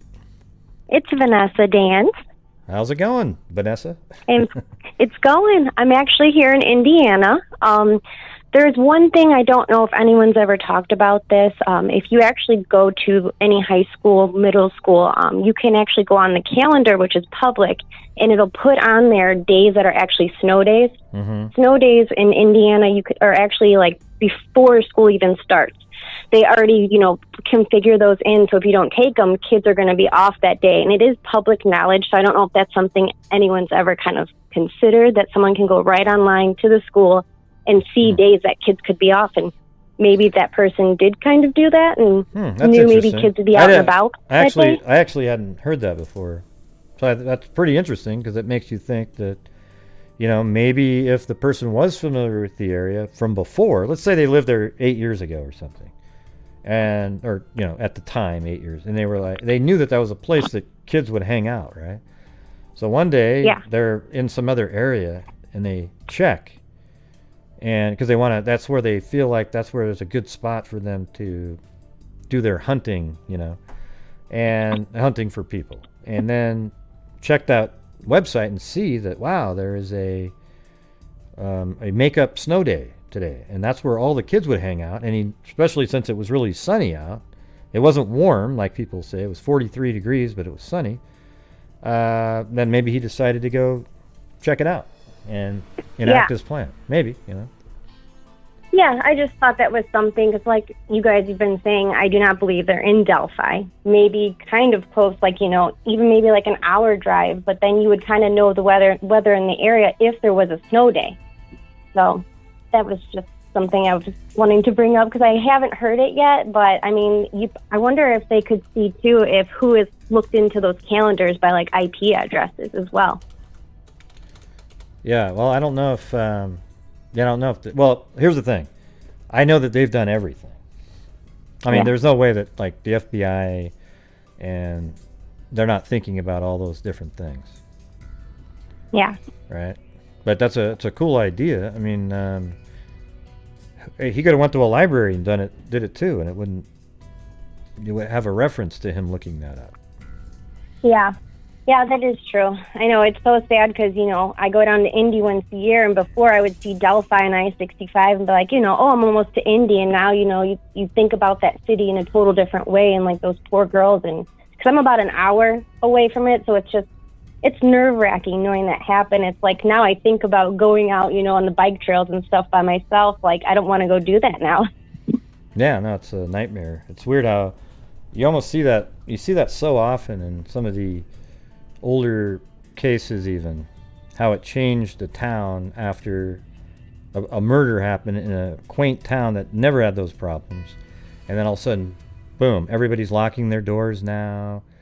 I mean, I've never thought of not locking my door, but I guess in some towns they don't do that. You know? Yeah, exactly. Yeah. But no, that's all I wanted to take up your time. That's just a little tidbit I just wanted to input on since you've pretty much covered everything else. Well, thank you. Well, I appreciate you calling in. That was an interesting thought there. All right, well, you have a good night. You too. All right, bye-bye. Bye.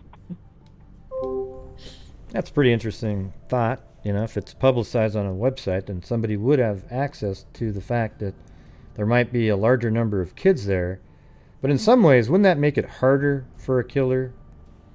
He goes to a place that, you know, he might not even be looking for kids, though. Like, he was there for any female that was going to be alone, and he just decided to take the risk with 2 girls because that was his opportunity. And it could have been... see, a lot of people say that about the school day, but couldn't it have been... It would have been harder because there'd be so many people running around that it'd be hard to get away with it. You'd have to find this exact perfect moment.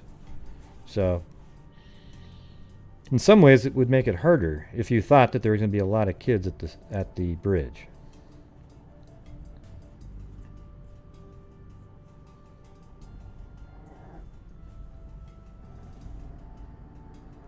You hear Chloe down there?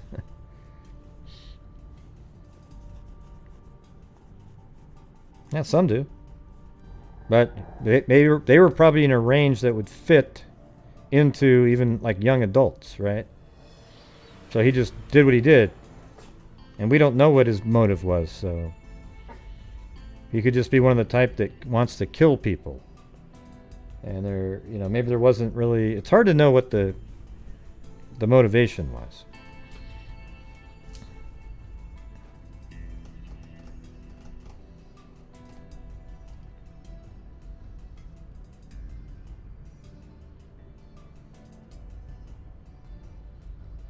Yeah.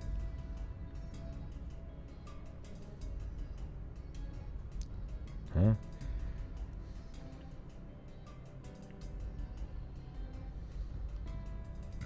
I don't know. Doesn't seem like there was a rage in there. Maybe he had rage for somebody else and they were filling in as a proxy for some rage that he had on somebody else.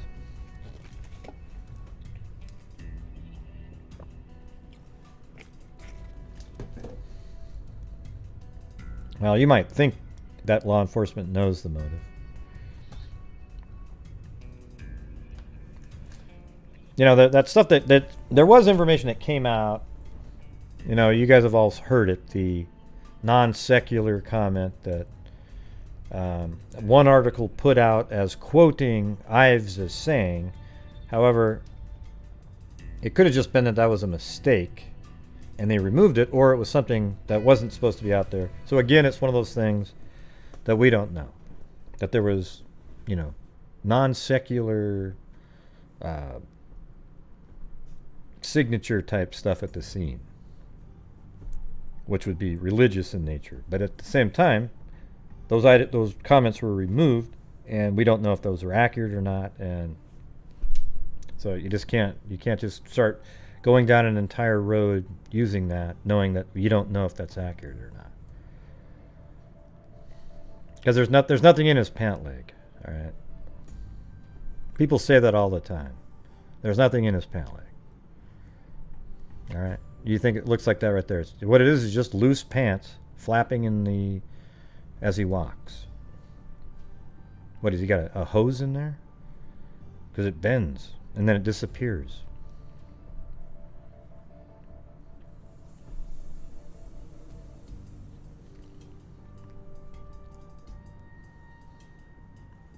I don't know what you mean about Sack's story. Sorry.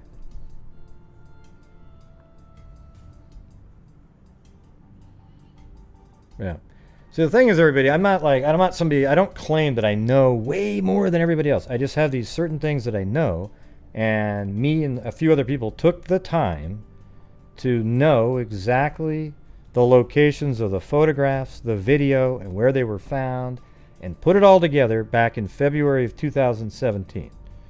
Okay, it was all put together back then. Later on, about May, or not even May, it was, well, it might have been April, maybe. April, May, we figured out the exact locations because my buddy Beth, or Baba that you see in here sometimes, she went out there with Bonnie Rain, and even Julie Melvin's videos helped out. She said I could use them. She made it for me. She literally went out there. And we were using those videos and figured out the exact spots on the bridge. Now, everybody today goes, oh, it's really obvious. It's really obvious. People say that all the time. But it wasn't obvious at all back then. If anybody was following this case at the beginning, still to this day, there's even channels out there putting out videos that say that the killer, the barbarian whack job, let's see, was on this side of the bridge when it was filmed. And then he had him go down the hill and walk all the way around over here like this. Okay, there's still people that put stuff like that out there irresponsibly, and then they'll even retract it, but then they leave the video up because it was getting a lot of views, all right? But it was 100% accurate. The killer is on this end of the bridge when he's filmed. He is not on this end. Well, how do you know it wasn't selfie mode? Well, because of the forked tree. Oh, okay. Well, what about... forget it. All right. All right, here we go. 707, you're on. Greg, it's Susanna. Oh, God. Make it a... Oh, God. Get right to the... What do you got? What do you got? What do you got? Okay. It's going back to having the two girls and the fact that there was some sort of signature or ritual that this maniac. No, we don't know if there was a ritual. That was just. Well, he had signatures. I'll go that far. Signatures. Uh-huh. So the signatures indicate he has some sort of. Excuse me, my asthma has some sort of method that he likes to use. Would you agree with that? Well, they don't really know. Maybe he was just starting off his signatures right then. We don't know we don't know when you say method. I think these. Yeah. I think he left things there, as I've said, that you might take a picture of. So there was something there that was like, whoa, like, let's say somebody left I'm just throwing this out there, a plant in a vase, like right next in the middle of both of them. Okay, that's a signature, right? Because has nothing to do with the crime. We don't know what happened at the crime either. Like, we don't have any idea what what actually happened as the MO part of it, right? Other than get down the hill. Yeah. Well, go ahead. That's quite true. I agree with that then. Yeah, I was just trying to figure out how he was able, apparently, to do whatever he did to those two girls in such a short period of time and with such a great deal of confidence. Yeah. In managing the two girls. I think he wanted one, but he took two because that's what he could get, and he had enough confidence to believe he could intimidate the two girls. Yeah. So I don't think the two girls being on the bridge, being Abby and Libby, I think that he didn't know who they were, and they didn't know who he was. My theory about some of that is the fact that somebody earlier said, well, maybe it was one of their school teachers or someone, that they might know. I would have this feeling, it's just a feeling, it's not not necessarily a fact, that they might just have said, hello, Mr. Jones. If you've got your phone running in your pocket and you're videoing this person you think is dangerous or crazy, and then indeed he does demonstrate that he is dangerous and crazy, you might just say their name if you knew it. Yeah, I don't think they knew the person at all. No. Yeah, I don't think they knew him, period. Yeah. And I don't think he knew them either. I think that he was hunting. Yeah. And he found 2 deer, you know, 2 little deer. He was hunting them, and then he herded them to where they were murdered. Yep. I think that's the simplest explanation. Is he had 2 when one would have sufficed.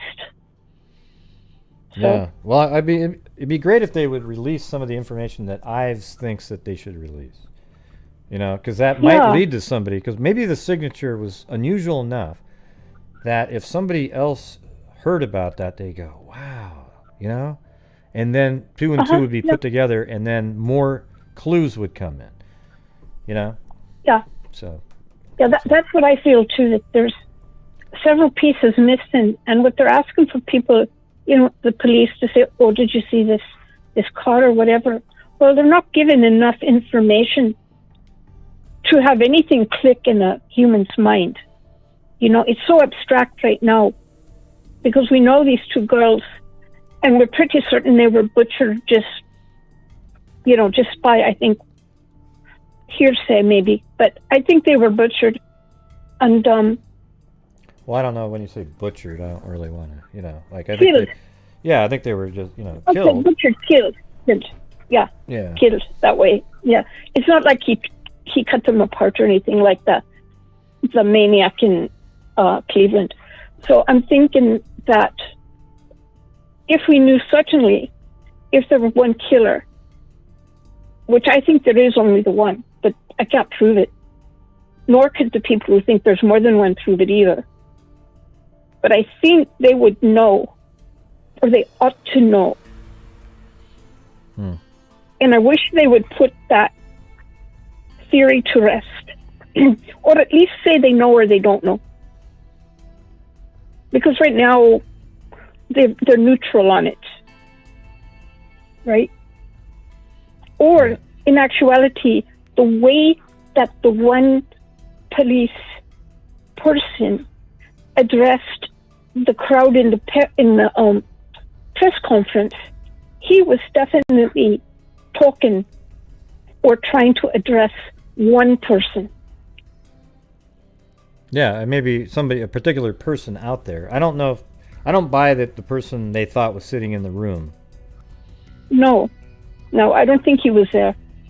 I mean, I really don't. It's possible, you know, because he seemed like he was upset enough. But I think that's just kind of how Carter is, though. He kind of that's how he acts. He gets really emotional about it. So I don't know. Yeah, he's fairly dramatic, you know, and that's hard not to be when you're emotionally invested in something like this, which he is. Yep. But I think there's maybe 2 or 3 things they ought to release to people. Well, I want to know the time. I want to know the time of the video. I want to know why they think that he was there for extra time, and why do they think that there was a car at the abandoned CPS building? What evidence do they have for that?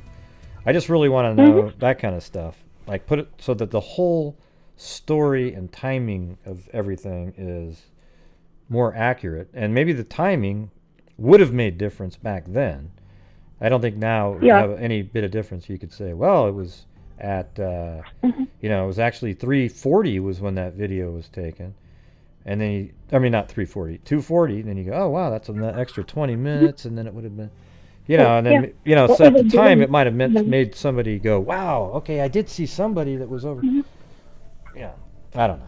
Yeah, it's just frustrating. I don't think the little one, based on how her body, in the one picture, and then also in your excellent video, I don't think she's one that was going to want to spend any more time on that bridge than she had to do. And that's just based on the fact that she wasn't supposed to go across the bridge anyway. Yeah, they she's were never told done not it. to go She's to never the done it beach. before. It looked like she was a little bit, really careful, had her hands. It's funny, people always say, Yeah. wow, you look at he was hiding his pants. He has his hands in his pocket. It No. must have been, and then it's like, well, she had her hands in her pocket too. See, everyone says he had his hands in Yeah. his pocket because he was scared to, what was it? No, he had his hands in his pocket because he was really comfortable with the bridge. And I said, no, that's not true, because Abby had never crossed it and was scared to cross it, and she had her hands in her pocket. Yeah. Maybe it was just because it was Yeah. cold, or because it was 43 degrees and a little bit windy. Yeah, you keep your hands in your pockets. It's not like you're going to go across that bridge with your arms flapping like some demented bird. Right. I don't think they would. And you also wouldn't have your hands out like in a T pose, as if you're walking on a tightrope across two buildings in the middle of New York, right? You're not going to be like, woo, Exactly. no, you're just walking, and you're just trying to make sure your feet aren't hitting the gaps, right? And you probably walk as close to the center as you possibly can. That's what I would do.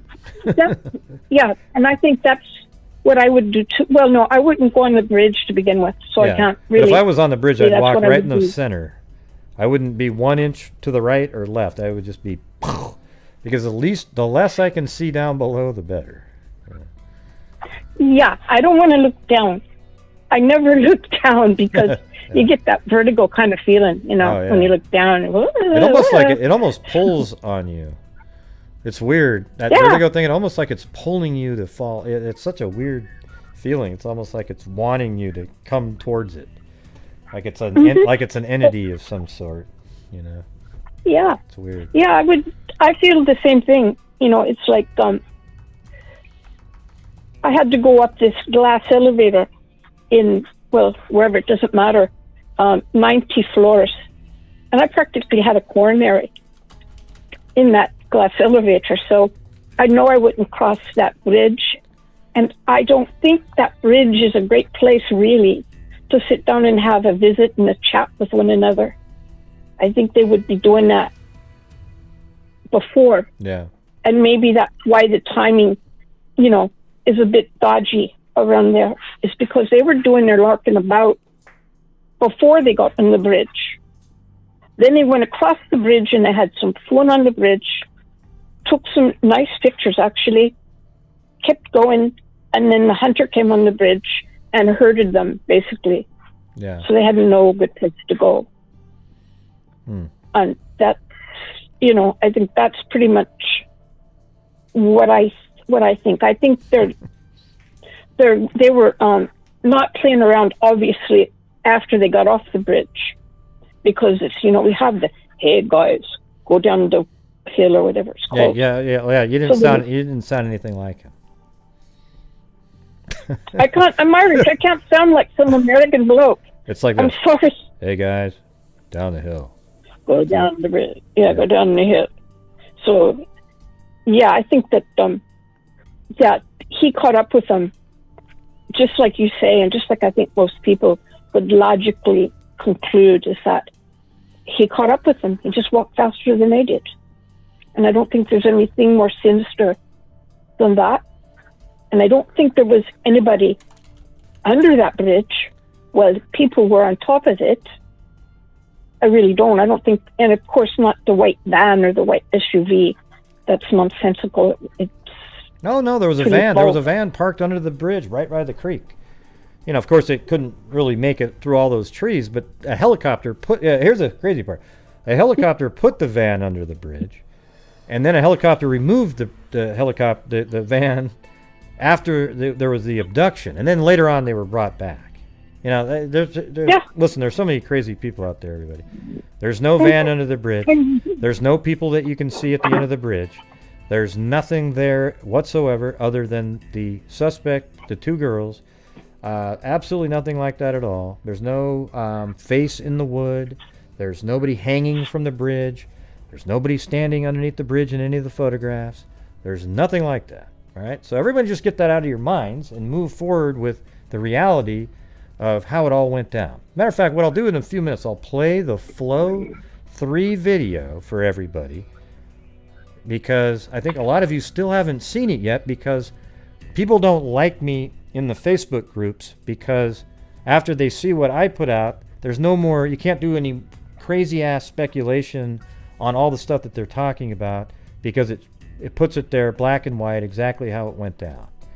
Okay? Yeah. When I say went down, I mean the flow of the crime from point A to point Z, you know, that's it. Precisely. Yeah. So if people, I think people, you know, should see that. Every time you see that, you show that, what do you call it? The crime flow number 3, I think you called it. But every time you show it, I notice little things that I didn't notice before, you know, little things. Yeah. And but the best part about that is it should allow rational people to get rid of some theories. Yeah. That are basically, they're basically red herrings. It's snipe hunt. Yeah, a lot of crazy stuff out there. Hey, look at that. We have 666 people watching. That must mean something. Woo! Hey, listen, I'm gonna go do it. But so thanks for calling in. I'm gonna play this now, though. Yeah. Right? Take care. I'll talk to you guys whenever. Good call. Good call. All right. See you in a little bit. Goodbye. All right, everybody. Here we go. It's only a 15-minute video, okay? I know a lot of you haven't seen it because you just haven't taken the time to go see it. So here we go. And it's not, I'm not cool in the Facebook groups. The Monon High Bridge. So I actually have a computer voice talking. You know, what I could do is actually turn down the damn audio and just play it. All right. So this is literally filmed in April. Or March, actually. Just literally a month and a half after. Okay? So this is right where they were dropped off. I'll cut it back and forth. So right there, you're seeing them walk. Right now, they're walking down this little path like this. And then they're going to turn and walk that direction. And we'll go back to the video. Now they're walking down the long trail right there. And somebody up above complained that there was a merch ad that popped up. I have no idea about merch ads. I don't know what YouTube does. They do whatever they want to do. I don't have anything to do with it, okay? So listen, if you're somebody in here that's just complaining and you're virtue signaling and you're so much better than everybody else, just don't come here. You're not appreciated whatsoever. Nobody's interested, all right? This is, I don't know who filmed this. It might have been Bonnie at one point. But I had her do the entire route. And she did it all. It was amazing. So this is the walk. This is what it looked like out there. There's no leaves or anything like that. All right. So, I mean, I can speed this part up if you want. But this part takes 6 minutes. So they're walking. I'll move it forward a little bit. And now this is a part that curves to the left. Let's see where that would be on here, right there. So you're probably about right in this area now, walking like this. And then eventually it'll get right on a straightaway right here. So that's coming up here in a minute. Hey, thanks, Jamie Harold. Yep. I want this thing solved now. I feel better about this being the year, though. I don't know why. It just seems like there's some kind of headway being made. All right, so I'm going to move it forward a little bit quicker. All right, now we're on that final stretch, the final straightaway here.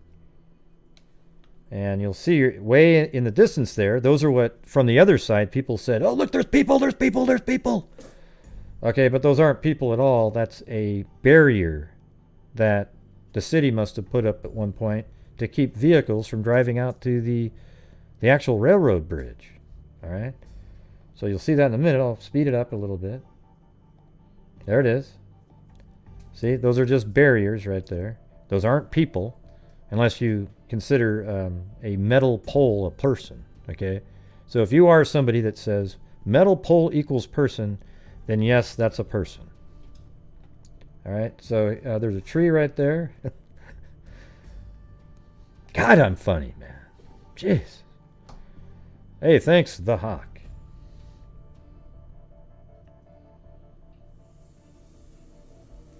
So now this is the start of the bridge right here. See that? This is exactly what it looked like. See how there's no leaves and you can see far away, all the way over there? So consider it in reverse, back behind. The person could be way back there and monitor what the girls were doing. So here's platform 1 right here, okay? Now, I think this was Bonnie that filmed this. It could also be Julie Melvin. I can't remember who filmed this. No, hers was a really clear, a lot clearer video. So platform 1, right? Now after the girls would have passed platform 2 here, not far after that is where the first photograph was taken of the full length of the bridge, and this video will show it to you right now. There is no doubt, this is 100% accurate, everybody. There is no doubt in this video. So when you're done watching it, incorporate it into your thinking about how the case worked. All right, so at this point, since Libby's the one taking the photographs, that means Abby's behind her even in this one. So she's walking,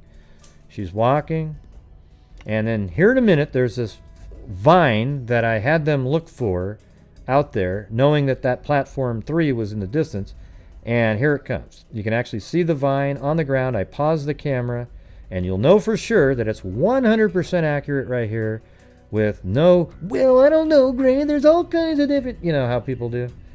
All right, so there's the vine right there. See that? Now watch this out of the side. It'll slide over. Exactly the same thing. Every single thing's the same. That and that. Everything's the same. Okay. So now we know that that's where that photograph was taken, right? You guys all on the same page now on that part? The next photograph is taken by Libby while she's standing on that platform right there. I could have used even a better frame from the video when I spin, but I just didn't. Okay, so when she goes onto this platform and takes a picture of Abby walking towards her. So again, Libby is further along on the bridge. This is exactly where this photograph was taken. All right, it's right, her right foot is right there. See the little damage there and the damage there? It's exactly the spot. Now what I should have done was, you'll see right there is what the one I should have used. Okay, that shot, because it showed it with almost the same angle. Didn't do it. So then Libby probably is in front of her again, leading the way across the bridge that Abby had never been onto.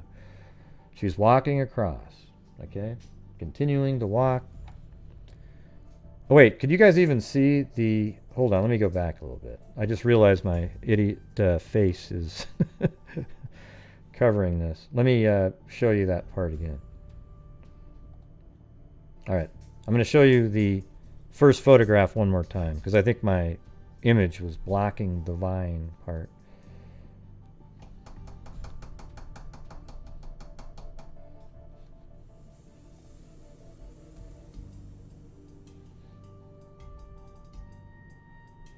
Okay. Yeah, you're probably blocked from it. See, there's a vine right here. Okay, right there. See at the bottom? Right there? Now watch when the one slides in here. See? Boom. Exactly the same. Even has the same, this part's the same as that. Everything's the same. Okay.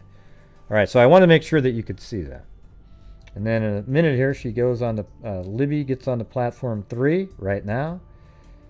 And then turns around, takes a photograph. So at this point, yeah, we've already seen this part. So I'll show you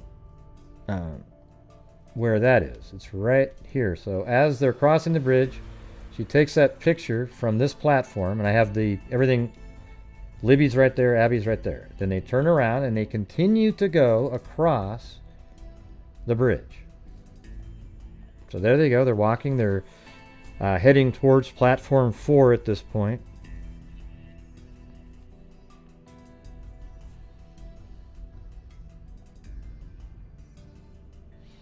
Hey, and listen, everybody. Ron Logan has nothing to do with this. Okay, I keep seeing people type that in. Ron Logan is not the bridge guy.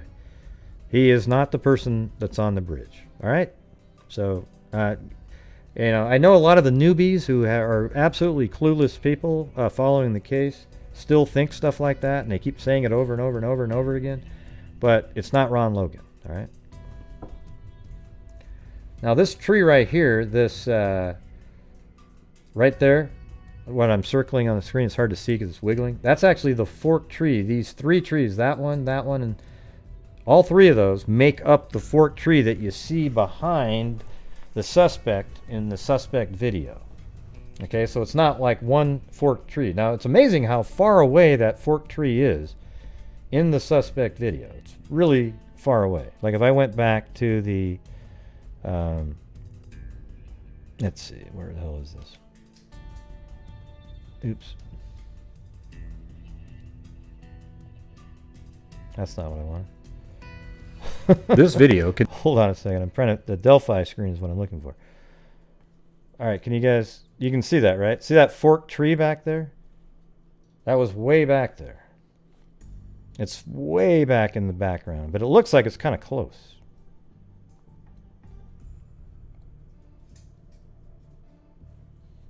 Wow, that's weird stuff going on the screen. So just passing the forked tree now.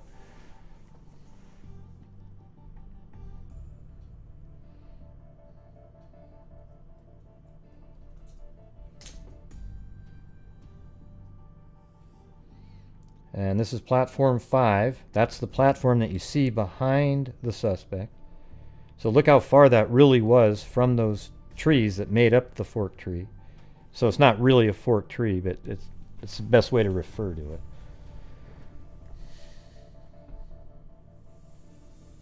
He's somebody that has nothing to do with it, Daniel. So.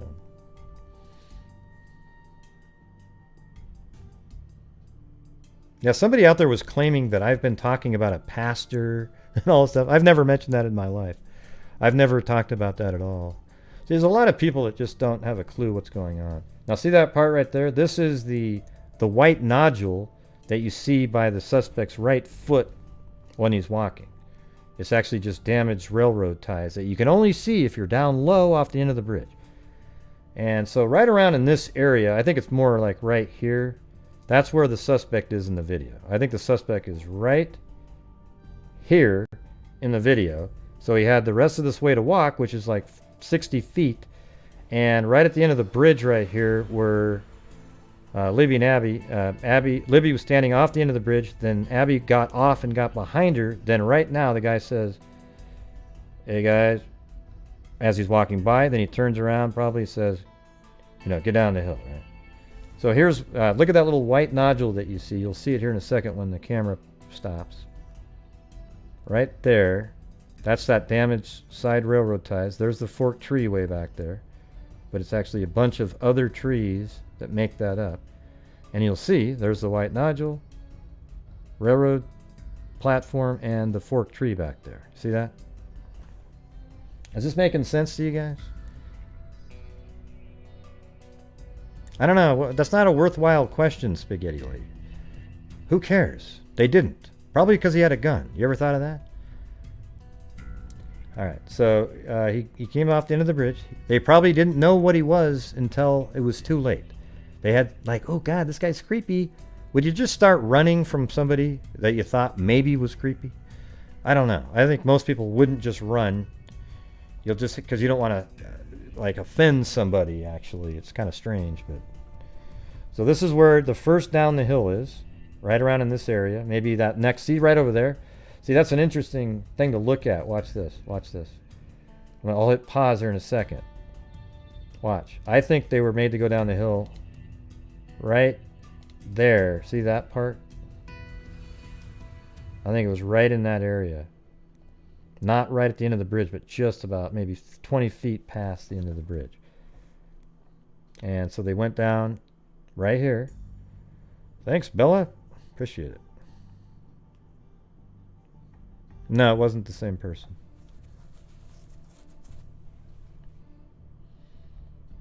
So you're going down below the bridge. This is footage by Julie Melvin. Okay, and now you're on the ground level, walking towards. So what we just saw right there is they just walked down over just like this, across the private drive down to the bottom level, and are now walking right towards here. And there's the little shallow area. that you see in this video right there.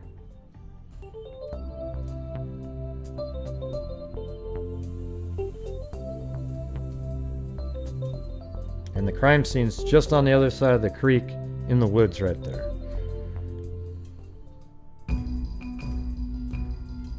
Thank you.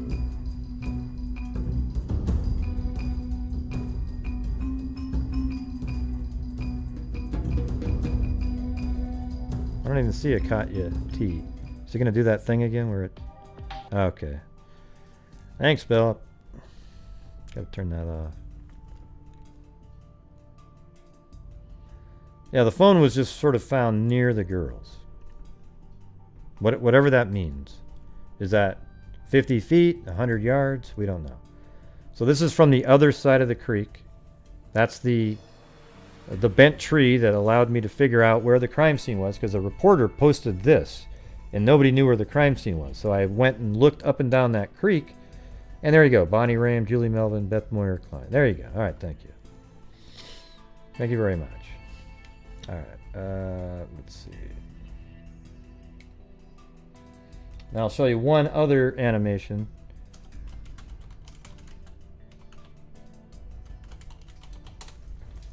It'll be the animation because it again explains it again, but in sort of a different view. This is my perception of how things went down.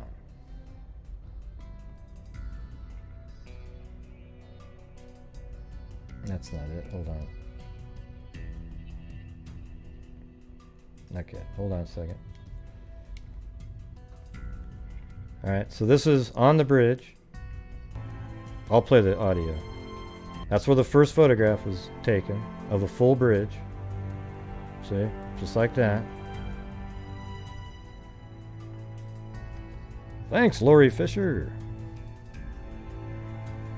So she's probably like, hey, come on, let's keep going. And Abby's walking, trying to keep up. And then we fast forward to the third platform. Libby gets on it, takes a picture of Abby walking. Boom, just like that.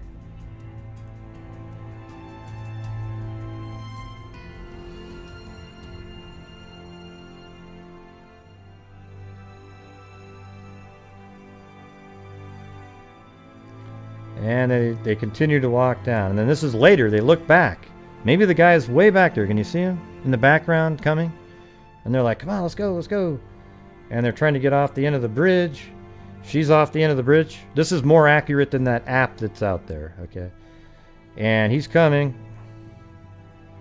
And she's still on the bridge a little bit, being videoed and all that. And he probably comes off just like this and said, hey guys. Down the hill. So there you go.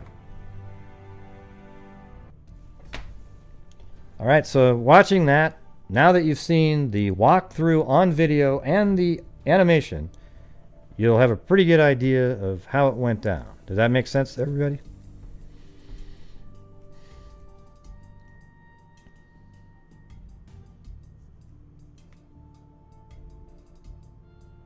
Hey Jared, who cares what you would have done? Hey, listen everybody, I don't want to hear anybody in here telling everybody what they would do and how awesome they are and why didn't the girls do this and why didn't the girls do that and how come this... They're absolutely irrelevant comments, but you're doing it to make you seem smarter and better than the rest of them. Okay? Or why were they allowed to go to the bridge? Because everybody went to the bridge. They were all done. I don't give a damn if you wouldn't do it. Okay? You're no better than anybody else. You are not a better person. Okay? You're not a better person than any of them. So every time I see that, I block those people. Okay? Because they're absolute people you don't want around. They're people that are always morally superior than everybody else. They're so much better. Gosh, if it was me, I would have done this. I would have done that. I would have done this. Okay? Here's what I would say in the future. If you're ever in a situation like that, something that might work well would be to pretend that you're live streaming. When you have that phone up and you're filming, say, hey, say hi. I'm live streaming. That person might walk right on by at that point. Okay? That might be something to try. And I only came up with that, or I've actually heard, I don't know if it was me or somebody else came up with it, after watching this, as a suggestion maybe. But nobody's better than anybody, okay? Like, when you complain that if you would never let your kid go to that bridge, what are you trying to do when you say that? When you say, God, if it was my kid, they would never have been able to go to that bridge. Why were they allowed to go to the bridge? Let me ask you this. What do you get out of saying that? And be honest. What do you get out of saying that? Are you trying to let everybody know that you're better than everybody? Because that's what it sure as hell sounds like. Thanks, Joshua Long.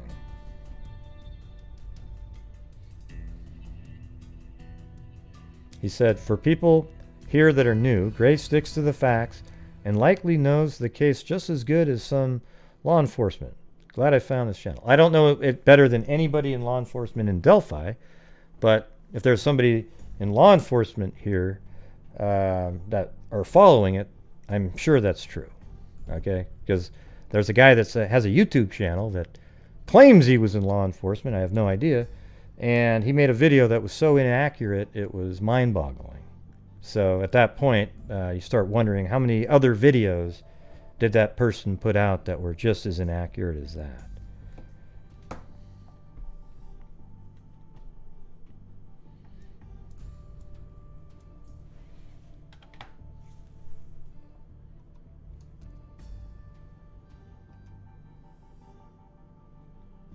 Let me move it back to the middle. There we go. Oops.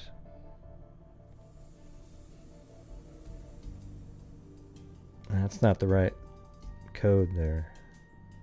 I think that might be right. No?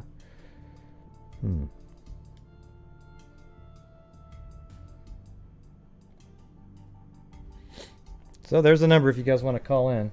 I'll probably do this for another, I don't know, 23 minutes.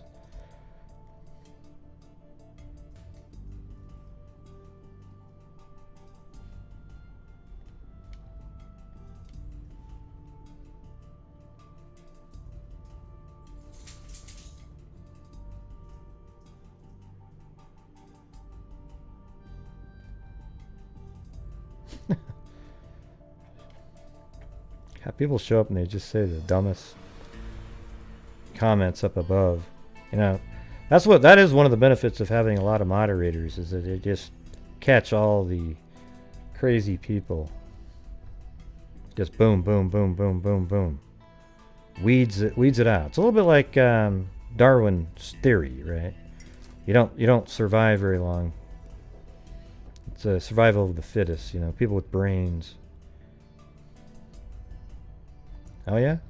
Yeah, I do put a lot of people to sleep day to day, and I've realized that.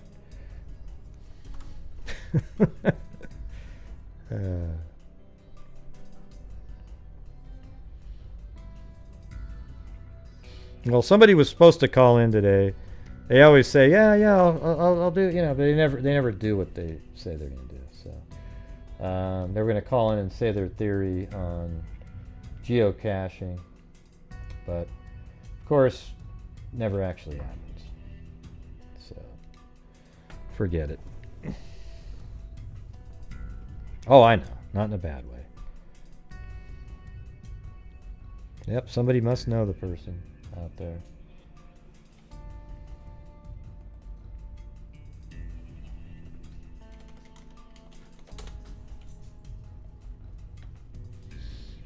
Any more questions? Yeah, Becky and Mike are great parents. You know, they are the parents of Libby and Abby. Okay, I mean not Libby and Abby. Libby and Kelsey. They're the parents of Libby and Kelsey, right? Not the biological mom. Okay, she's the biological mom, but she wasn't a parent. Okay, a parent is somebody who's there and does anything it takes to be there and make things happen for their kids. Okay, that's what a parent does. You know. And Derrick, you know, he wasn't the custodial parent, but he was around, and he tried to make things right. Okay, So yes, they're the grandparents, but they were the legal guardians, and I call legal guardians parents, right?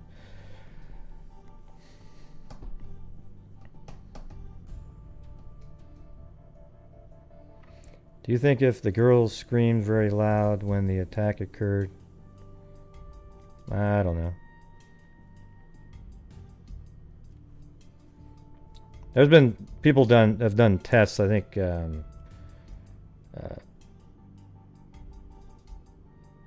I can't even remember. Shit.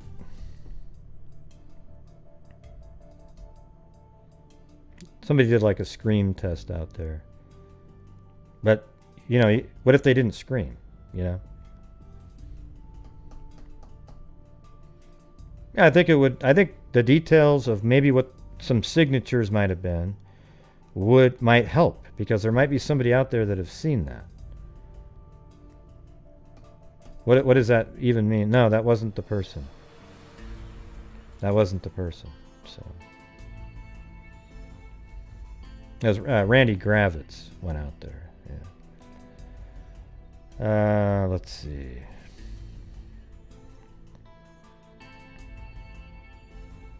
Yeah, I think it'll get solved. I have hope that it'll be this year.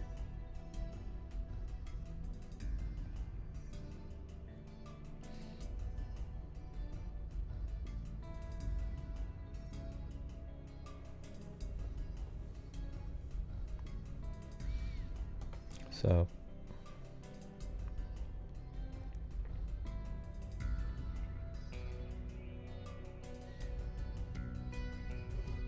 yeah, I said that. I said that there was a test you could hear it. Okay, but it's irrelevant, right? So here's the thing, everybody. It's irrelevant if somebody screamed and you could hear it. It's irrelevant. You know why? Because nobody heard screams. That's how you know it's irrelevant. And so what you're implying is that no, there was actually somebody there. They heard the screams. They were just too scared. All right? So listen. Nobody heard screams. So whether you could hear it or not is irrelevant. See how you can just get rid of even caring about that? There was no need to do experiments or anything like that at all. Zero. Okay? Yeah. There was zero need to do an experiment because nobody heard screams. You get what I'm saying? So it's like I don't do those kinds. I do things where Oh, really? You like a really crazy channel there, Karen. That's pretty scary. Somebody thought there was a van actually parked under the bridge. And mainly because it fit a story that he wanted to tell people. Yeah. Mm-hmm.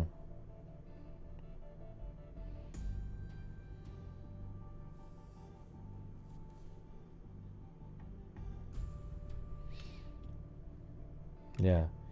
And the guy that says he never speculates but accused a guy flipping burgers for weeks, put his face on the screen and everything. Yeah. Yeah. All facts. Everybody's all facts now. The only one that's been doing that from the beginning is me. So everyone else claiming it, they realize that's important to say, but they'll work in their dumbass conspiracy fake crap a million times. Okay? All right.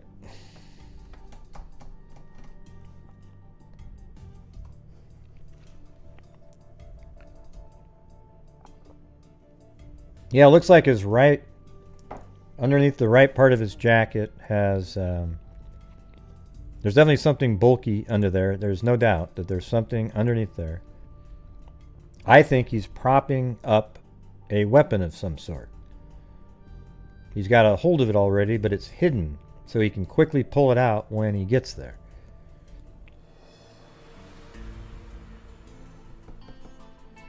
That's a speculation based on what I see on the video, okay? Yeah, I think it's definitely a gun. We've already gone over the whole gun thing earlier, so you might have to go listen to the beginning of the show.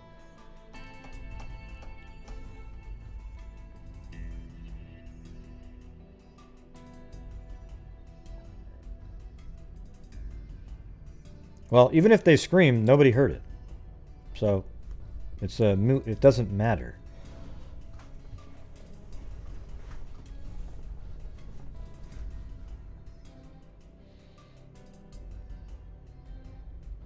Yeah, I think they were terrified too. I really do. I think they were nervous, and the nervousness turned into horror. Now, we don't know if it's sucked off in the creek. They found a shoe down there somewhere, and Kelsey actually said it wasn't right next to the creek like I have it right here. It was somewhere just down here, so who knows?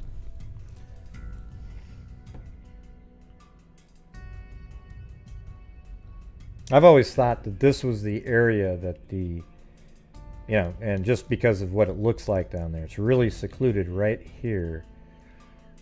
And maybe they made an attempt to get across and he caught him over here. But right there would have been really isolated. Right in the middle of some trees, hidden kind of around the corner. You know, I guess you could see a little bit from here maybe, but... Oh yeah, you can't see, sorry. Right here. I always thought right back in this corner right there. So after going down the hill, he was going to take him back here below the, it's really steep bank right there. And then maybe they made a run for it across.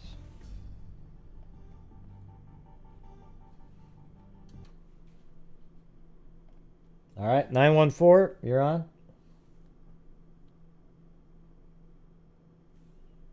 You got a *6, 914.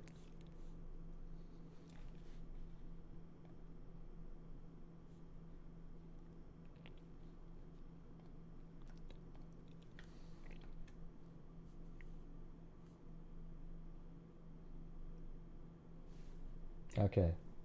Well, there was nobody there.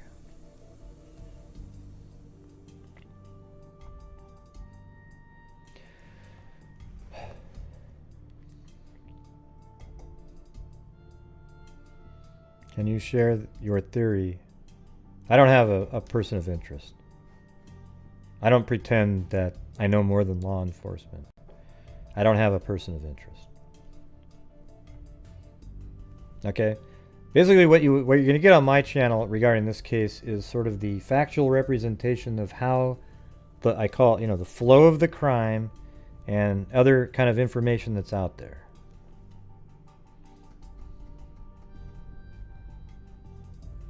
Hey, thanks, Ink Panther. Da-dum, da-dum, da-dum, da-dum. Dum, da-dum, da-dum, da-dum, da-dum, da-dum. Yeah, it was, yeah, that the Kingberry Run was pretty interesting, right? All those different cases, all the different locations. Yeah. Who said I was psychic? Anyways, thank you very much, Pink Panther. She said, for your coverage of the Mad Butcher of Kingsbury Run, appreciate your standard of quality. Keep on rolling. Very kind, thank you.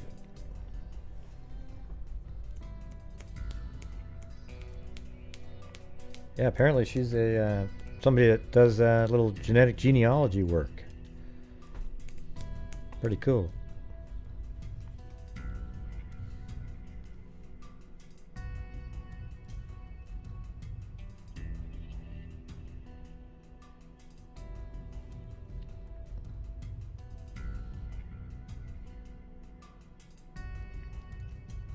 God. Gene, your comments are always so crude. You know, maybe work on that a little bit.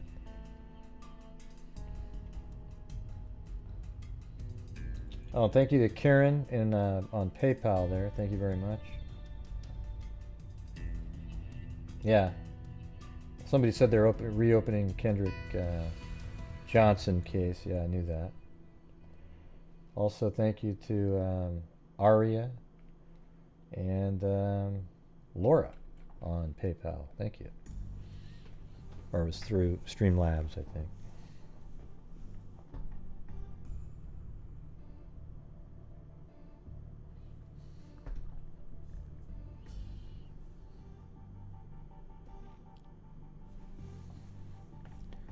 Dun, dun, dun. I think if I found out who we were, I'm gonna stop the Zoom now. All right, because I'm going to be done here in a couple minutes. So there's no more Zoom. Yeah, the whole speculation on POI is just... Let me tell you why I don't do it. All right, you guys want to hear why do you think I don't do it? I mean, there's a few reasons. I just wouldn't do it anyways because you shouldn't be irresponsible to put somebody's face, even in Facebook groups, out there that has nothing to do with anything that you even know of. All right, but here's the one of the reasons. Okay, is that I've had, I would say, 400 people email me who they are certain is a POI and they are so into it, and none of them are the same people, and they all look completely different. But there's a little hint of looking a little bit like the sketch. Okay, so once you have like that many people send you stuff, maybe one of them's right, but 399 weren't. And is it fair to put out those people? No, it's not. Can you answer what? What are you talking about? Hey, Carrie, I'm not sitting here just reading your comments. You're not that interesting, okay? So don't go, can you answer? Good. Listen, if you're going to answer a question again, make sure you ask it again the next time you type it in, because I might actually see it. God. What a ridiculous... Don't whine like that, okay? You sound like a little baby. Yeah, great. Keep up the great work. Whatever. Yeah. Don't pretend that, like, you didn't type in that stupid comment. You know?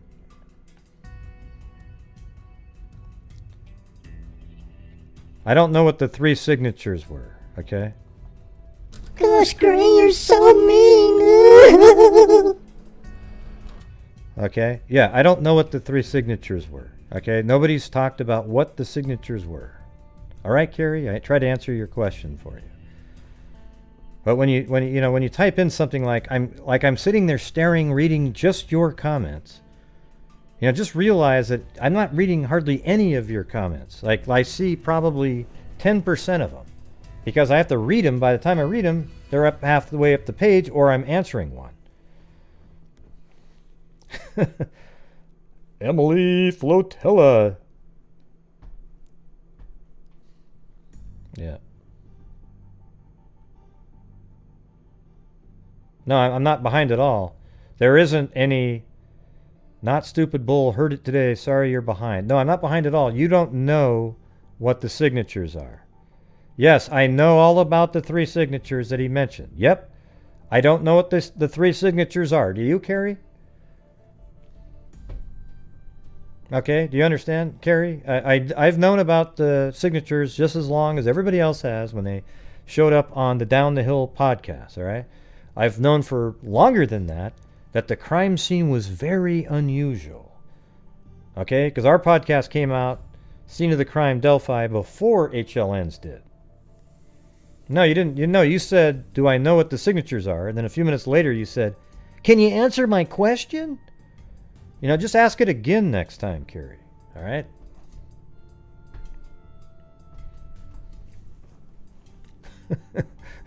Uh-oh, I got sent to jail. I guess I was too mean to Carrie. I'm in jail now. Gosh, Gray, you're so mean. Yep. All right. In prison now. Hey, thanks, Rita Schaefer, Kit Kat, everybody. Oh man. And by the way, the Kerr individual that everybody keeps talking about, it's I've been told by family, and family's been told by police that it's totally bogus, okay? So if it turns out it's true, then that means they lied to the family to then, So I think it's totally bogus, okay? So I wouldn't look at that crap at all. I'll be Chewbacca if you want me to. I think people I have missed my freak family. Revolving hearts. Yeah. Heart. Revolving hearts. I think people want the stuff in it to be true because it matched some things that they were thinking. So then they could speculate more. It allowed people to speculate the hell out of everything. Well, pay attention, Daniel. You would hear. I just said.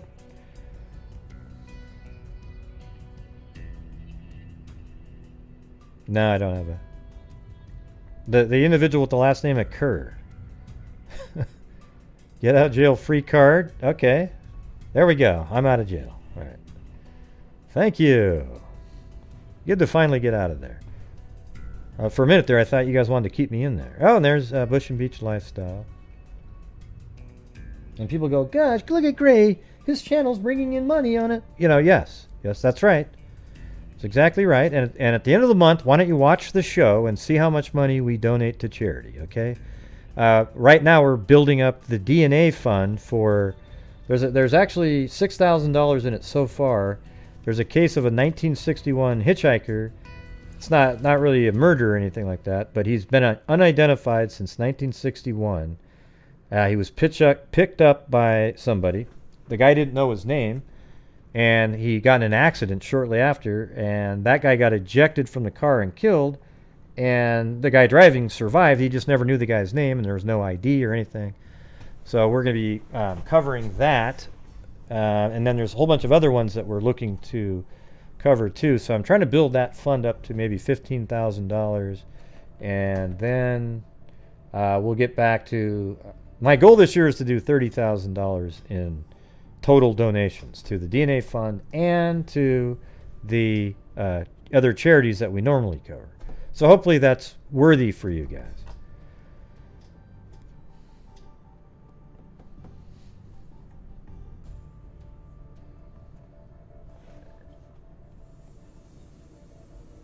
You weren't... I don't know if...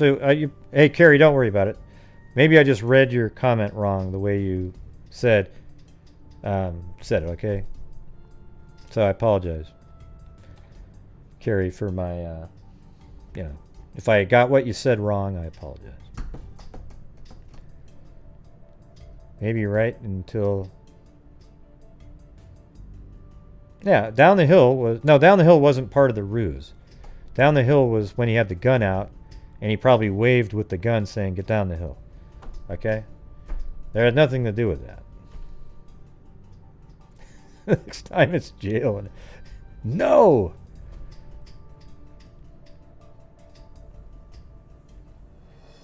The family heard the entire tape from the guy walking until down the hill. And there's more audio. The girls are talking on it. We're just not able to hear that. And no, it's not what the crazy wacko on the internet tried to tell people, that they could decipher what they could hear in the background.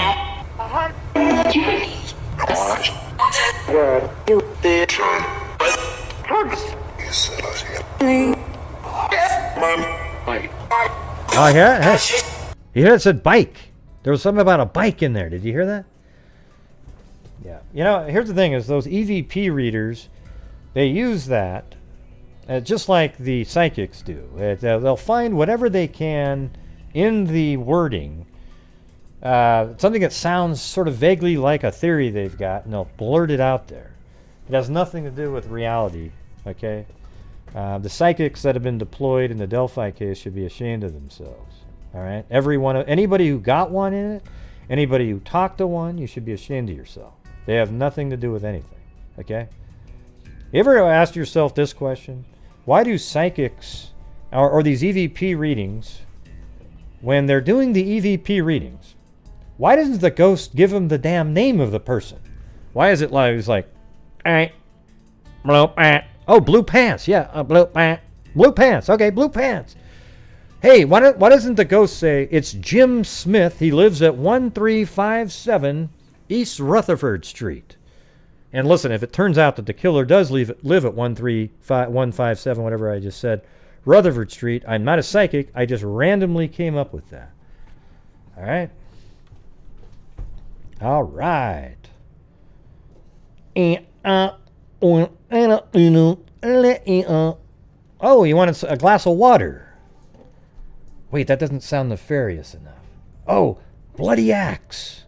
Oh, he said bloody axe. You hear that? Bloody axe. You hear that, everybody? Yeah. That's what they do. It's just sick. All right. So EVP reading and psychics are garbage. All right.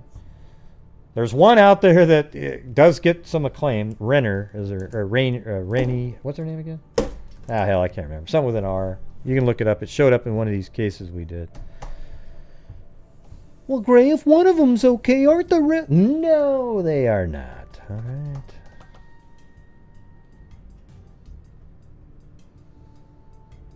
Hey, Nan, there's nothing legitimate about spirit boxes. Nothing. Okay?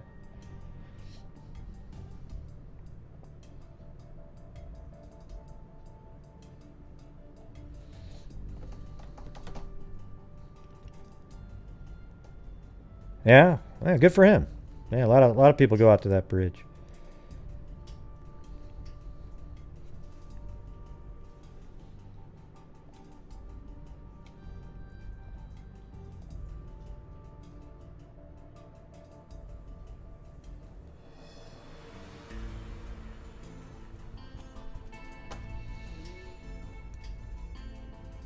Yeah, nobody said anything about that. Who's talking about carving? Who's doing that? Hey! Is Linda Molden Howe in here? Good night, Linda Molden Howe of the Cattle Mutilations and Crop Circles. Yep, good night. Yeah. No, this is how the chat is when it's a Delphi case. But we are doing theories tonight. We're just trying to have reasonable thoughts. A lot of people called in with some good ideas.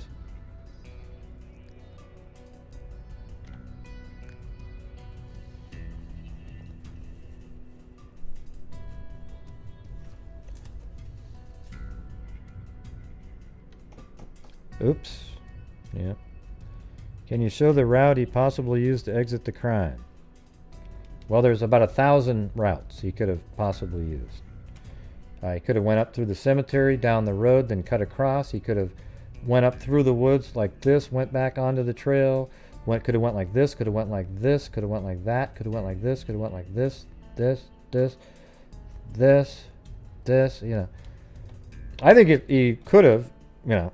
See, that's what I hate is the could haves, you know. Here's another thing too. Is it possible that? Okay, everybody, look out when you hear somebody say that. You know, is it possible that he worked at McDonald's? Well, sure. Yeah. Yep. Oh my God, did you hear that?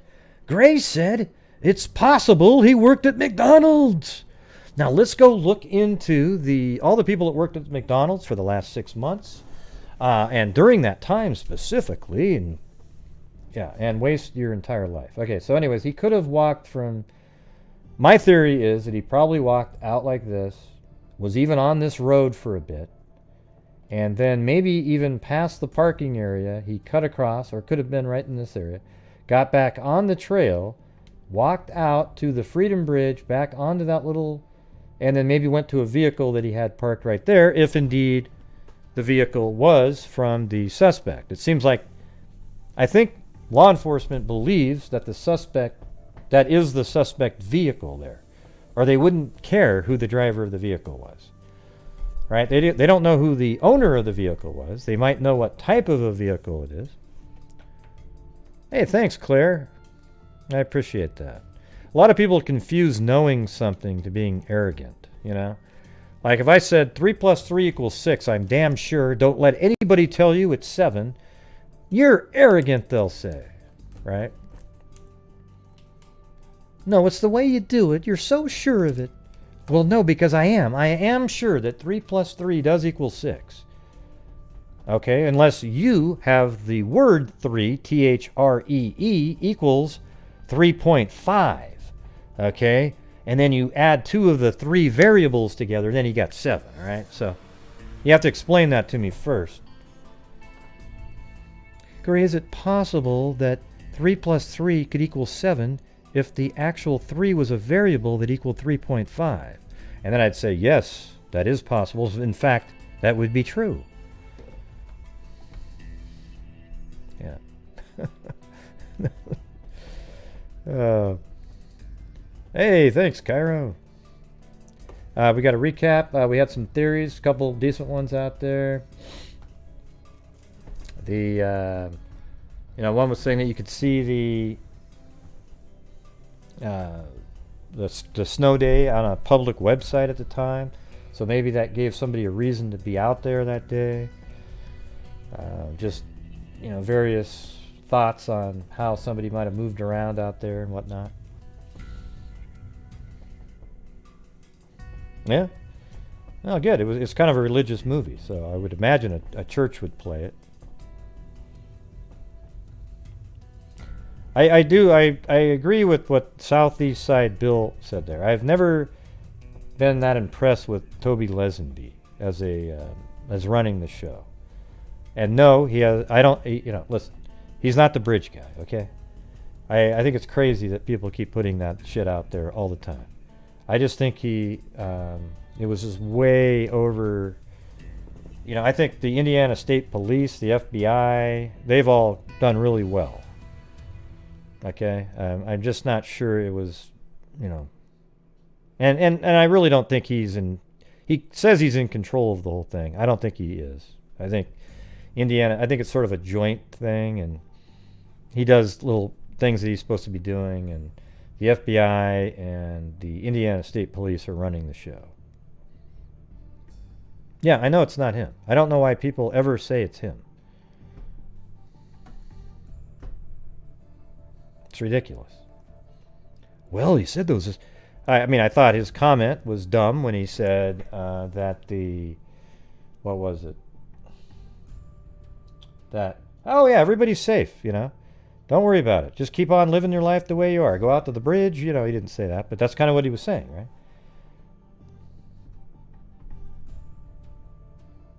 I'm not sure what you're saying, little Pookie. You're going to have to write better English. Okay, it's terrible. All right, so it was something like, and then Kim Riley then fixed the statement right after that. He immediately changed it to, well, no, you guys should be vigilant and, look out to what you're doing.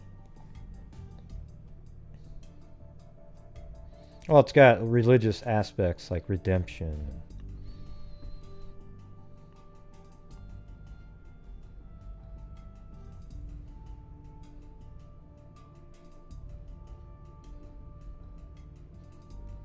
I don't know. That's like something I don't care that much about.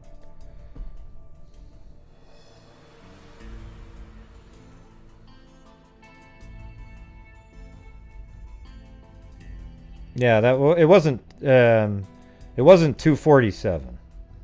She put 347 on it and it said 347 because that's when she uploaded it.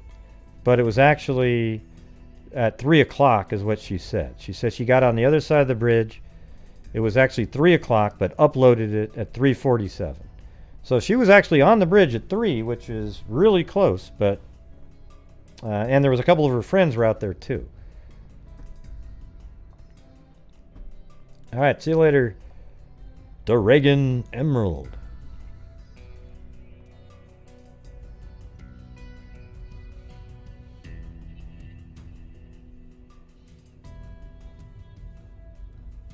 No, he was wearing what everybody always wears, Mary. He was wearing what everybody in Delphi wears. I saw a picture one time of these guys walking around, and 10 of them had jeans on, a blue jacket, and it wasn't even the same year or anything. He looks like everybody else would wear on a day that's 42 degrees. The girls were underdressed because you know how kids are when the sun comes out. Oh my God, it's the warmest day in the history of mankind. And you're running. I mean, I remember when I was in college, we used to all take our shirts off and tan on the roof of our fraternity in the winter, even when it was like 45 degrees out. Just because it was pure sunlight. We can get tan from it. It was just stupid, okay? Today, forget it.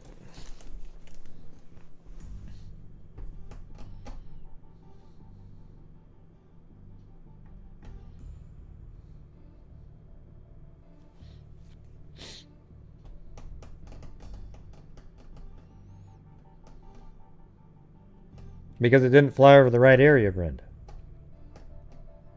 You ever thought of that? It just didn't fly over the right... It didn't look there. I talked to the drone guy. He couldn't remember where he flew it.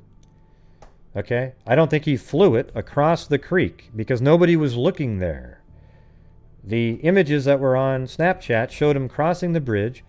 There would be no reason for the girls to cross the creek, so why would you fly the drone over there? I bet you the drone flew all over the place. Like, if looking at the map right here, if I was going to fly a drone out there, I would fly the drone across the bridge, you know, maybe down a little bit over this area, then way out over here, like this. I'd be all over this area like this, right? Because once you cross the bridge, you're on this side of the creek. So maybe they thought, like, maybe they went this way. And as a matter of fact, there were people searching that first night right there. That's what the news media filmed, 2 guys searching right there.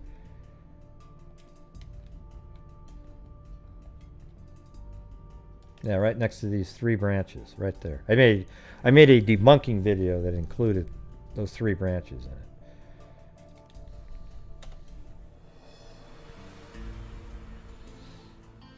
He may have been part of the searchers. I don't know. But if he was a serial killer type, no. I think he took off and did what he wanted to do and left.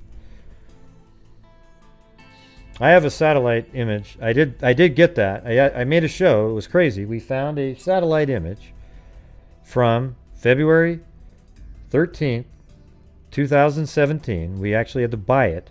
It just wasn't very clear. You couldn't make out anything. We were able to tell, though, based on the sun position, that the photograph, and it actually said it in the document, but even before we ordered it, it was right around noon. So, man, had that actually been a clear satellite image, it would have been amazing. You probably could have seen maybe even a car parked there. Jeez, it would have been crazy. So there's an episode, one of my shows, we show it on the air. So you can go back and try to find that. It was so close. I mean, Cairo also donated to me. We split the cost. We bought it cost like $500. But man, it was like, God, if this is good, it'll be incredible. And it just wasn't clear enough. It was basically about looking about this high and then trying to zoom in on those pixels. It wasn't very good.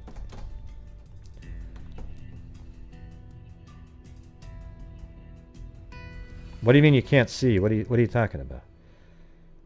Yeah, it's just you. You probably had too much to drink. You're blind.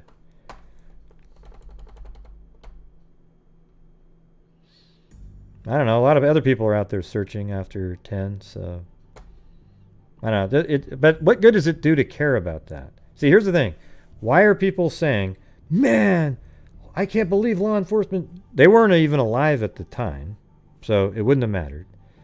And it doesn't do any good at all. It's Monday morning quarterbacking.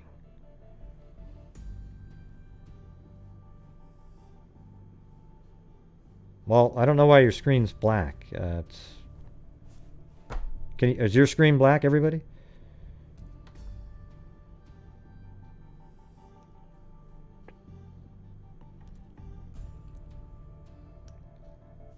Well, how could her screen be black? It's a freaking video. It's... How does that work? That's hilarious. No, what? Wait, what are you saying no about? No what? I don't even know what I asked now. Oh, the screen's fine. Okay. So why was the screen black for her? I don't get it. Okay, it's not black. So if your screen isn't black, Zozo, why are you putting no in there?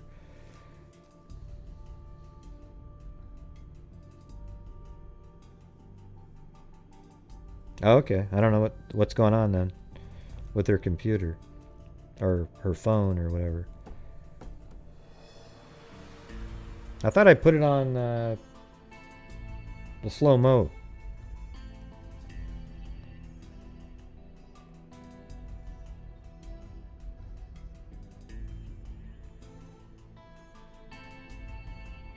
Oh, Had to refresh. Okay.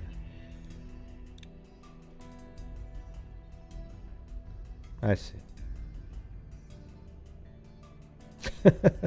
Yeah, it was awesome. So everybody type in no one more time, okay?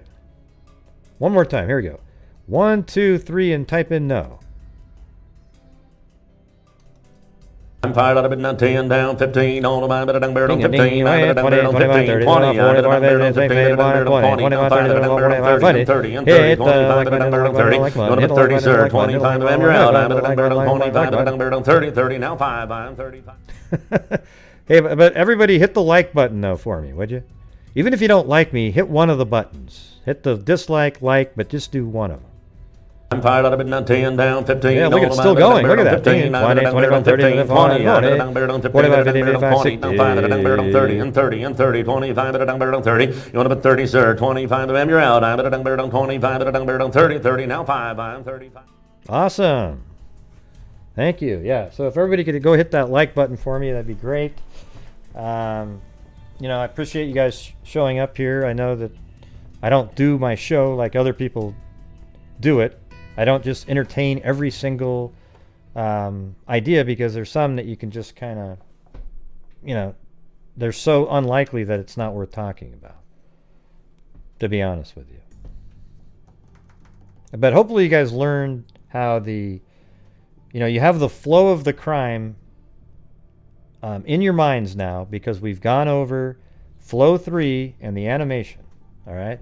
I even made a video on the anniversary called As It Happened, where I literally have Becky actually filmed the route from the house that Kelsey took to the parking area.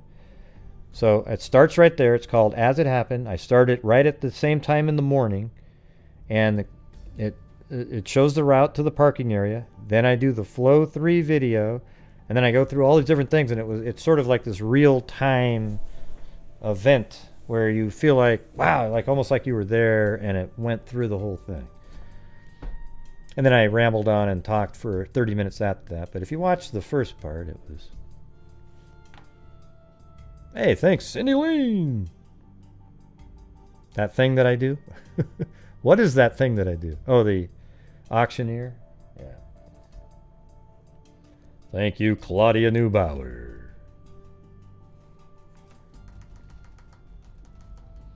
What news? Don't know what that means. Great. Do you remember the call in a few weeks ago?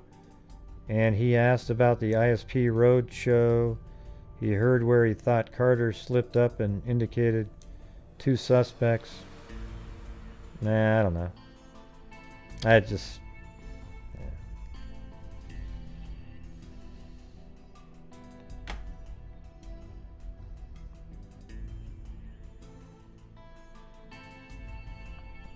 No, I've turned it off. Oh, you mean call in on the... Yeah, you can call in. I already turned off Zoom, but you've got the other one. Let's see if it works. But I was just about ready to end the show, though, in a minute or two.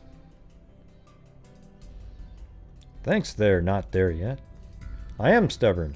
You know what's weird is I haven't really changed much on what I've been talking about this whole time, but I think it's important for everybody to, you know, I add in some of the new stuff that they bring up. I've told you guys a few of the things that I've heard over the years, because it seems like now it's pretty much out there. But other than that, I try to stay in a realm of rationality, not some crazy, wild speculation stuff.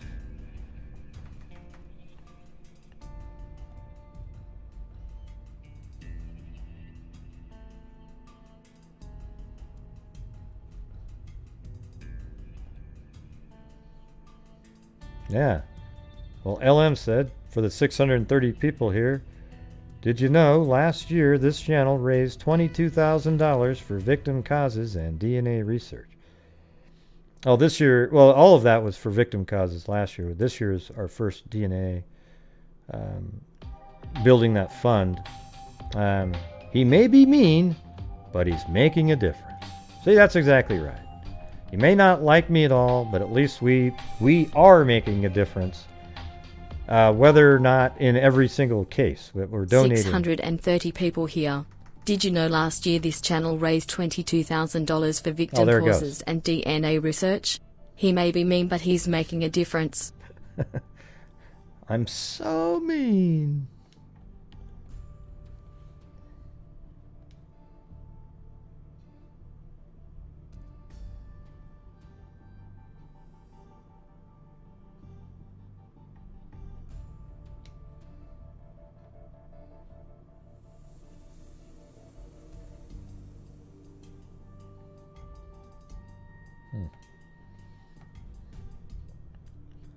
Thanks, gotcha.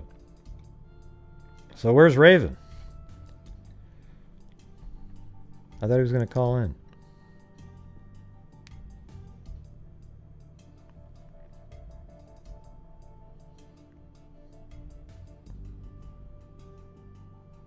Oh, okay. Never, I got it. I'm going to end the show though. Maybe the next time, Raven.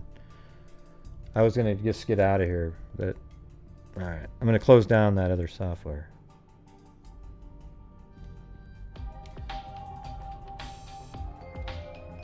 He has a Skype number, but yeah, do it on the next one. Thank you, Rita Schaefer. Katya. All right. Wingspan, quickness, and hey, what's going on? Lillard tied up. Hey. Minnesota forces the turnover. Woo! I'm gonna go watch that game in a little bit. Oh, it's probably over, isn't it? Ah, shit. I thought it was on later. Darn it. No, thank you very much. Very kind. Very kind, Rita. It's all the same thing. You know, if 100 people sent in $1.99, it would be the same as 4 people sending in 50, right? Yeah. But anyways, I really appreciate you guys coming here and watching, and the people who called in with their theories. But we'll be back on tomorrow, probably covering other cold cases out there, cases in the news, using the same type of logic. We map everything out. We take a look at the timing of things when there's timelines available, and then we try to put things together that make sense. And you'd be amazed how often our theories match what actually happened at the end, right?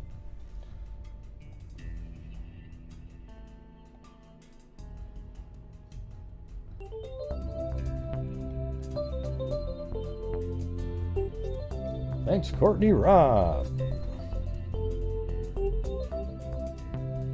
Yeah, it won't. I don't think so, Joshua. It won't be that way. Well, most of the people that show up for a show like today are really only interested in the Delphi case. You know, like Southeast Side Bill from Miami. He doesn't show up to any other show. Doesn't say a word. Only when it's a Delphi case. Hey, thanks, Angel Vincent and Scott Holland. Oh yeah. Yeah, I could see that on the screen. Oh, it's only a 3-point game. Hey, I might have to go. Hold on a second. I gotta go watch this. For just a second.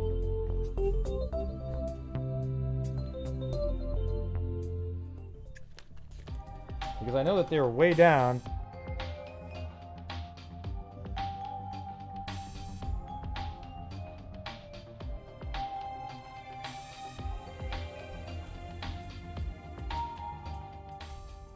You have 40 seconds left in the game.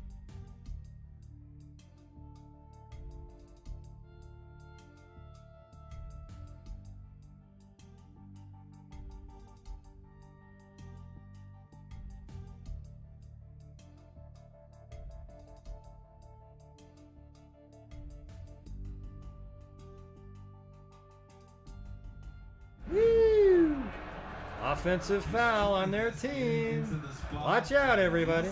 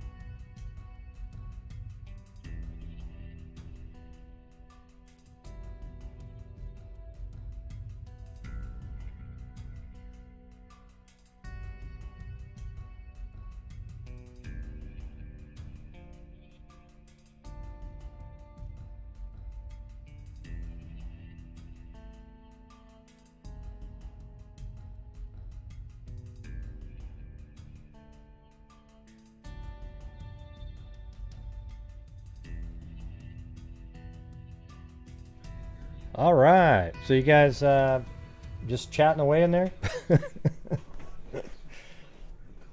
Oh, it's all right. I don't know much about this case, but I like listening about it. And I know this case is very important. It is very important. This is the one I want solved more than any case right now.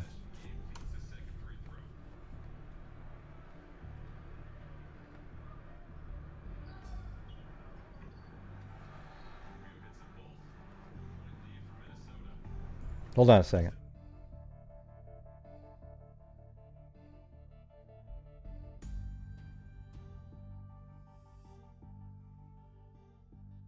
I don't know. It's not looking good. We're down 4 with 20-something seconds to go.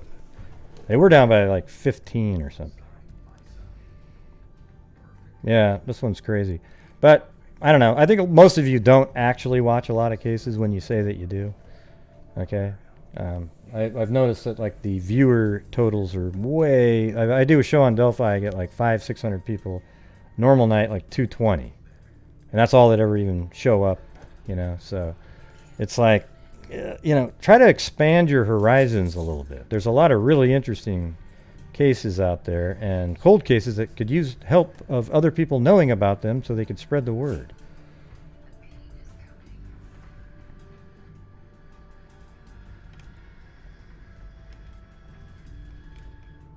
Okay, so here we go.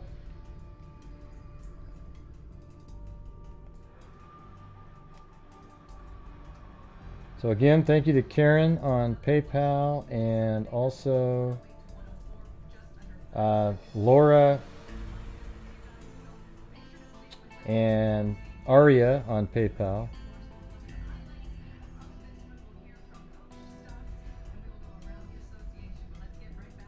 Okay, hold on. I got to go watch this last part. I'll be right back on in a second. You guys can just chat away. There's nothing going on here.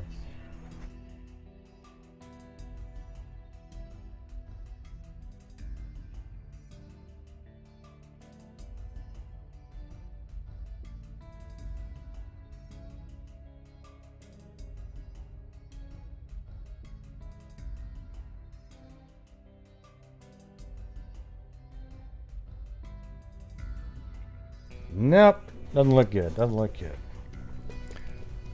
All right, so then.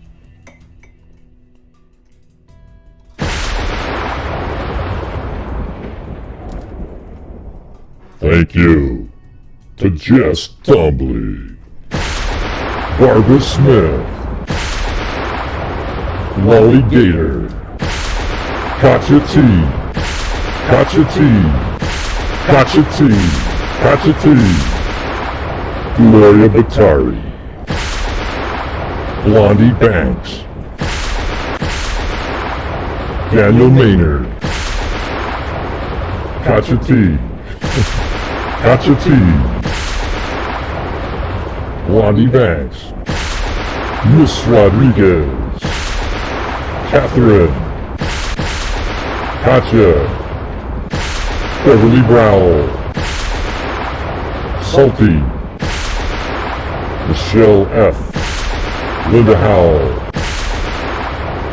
Diesel Santiago became a member, Jamie Harold, The Hawk, Bella 1567, Lori Fisher, Claudia Neubauer, Joshua Long, Rita Schaefer, William Zambrano, Diesel Santiago, Joshua Long, Courtney Robb, Ink Panther,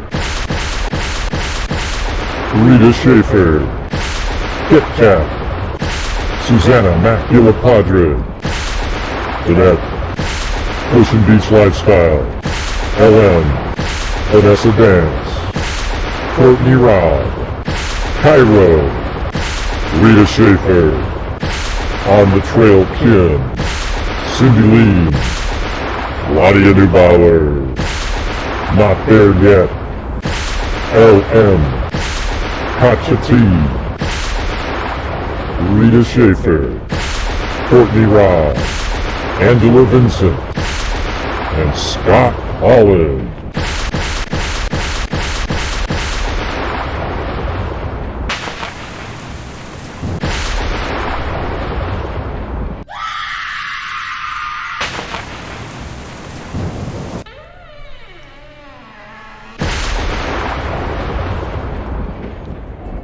All right, man. Wasn't that awesome? Thank you, everybody. And thank you, John Boy, for reading all those names. You always do that so well. Oh, look, there's David Arnold. Thank you very much. All right. Well, we'll see you guys tomorrow. All right.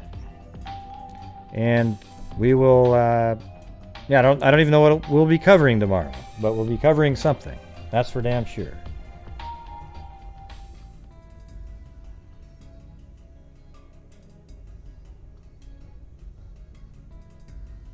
Yeah. I don't need to see it. I remember that, what you're talking about.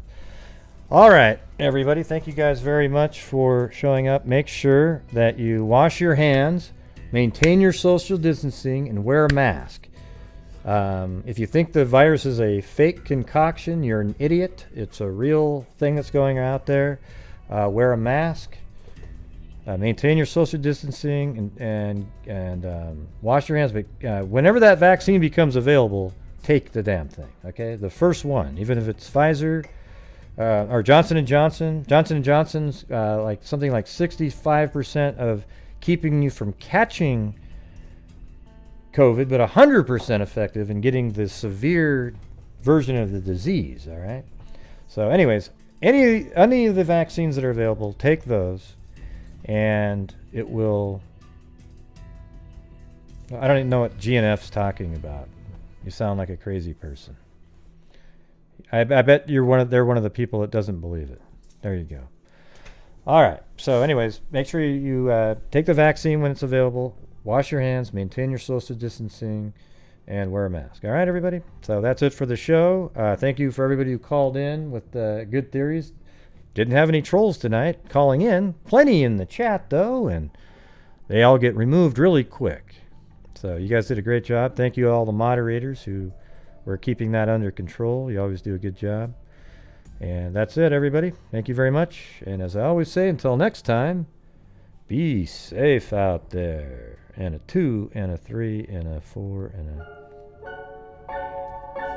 Yeah, I've been doing this true crime thing for quite a while now. And during this whole time, I have not seen one person that is a crime dissector, Drug rejector, I'm a certified human lie detector, gonna get ya on a stretcher. If you try and play me like an old projector, crime sector is my nectar. Professor Green is gonna give another lecture. Crime collector, freak connector, and I'm always gonna be a pup protector, fool deflector, interceptor. And I'm meaner than a spectre with a vector on his pector. With all respect, y'all, just remember I've a temple fucking check-ya. I have no agenda, I'm no pretender, and I'll serve it to you straight without a blender. And in the end, I'm gonna send ya on a mission to reveal the true offender. Yeah, so I'll just get right back to work. All right, everybody? Talk to you later.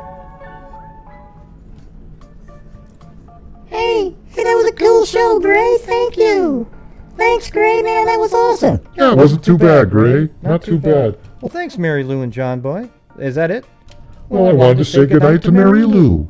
Well, good night, John Boy. That was the nicest good night you've ever said. Well, thank you. I always do it nice. No, you don't. You're never saying it nice. What do you mean I never say it nice? See, that's what always happens. It was such a great ending, and then you were mean. No, I wasn't mean. Jeez, John Boy. God, you're so mean. Oh, boy.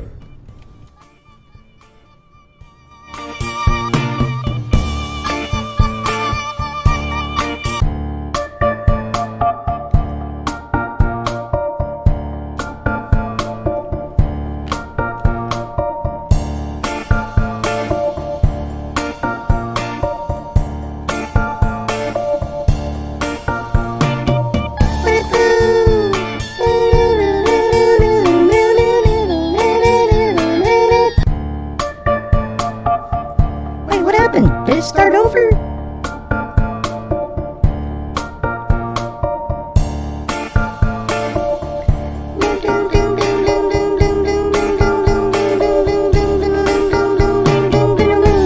When I'm in the mood, I bring control on my food.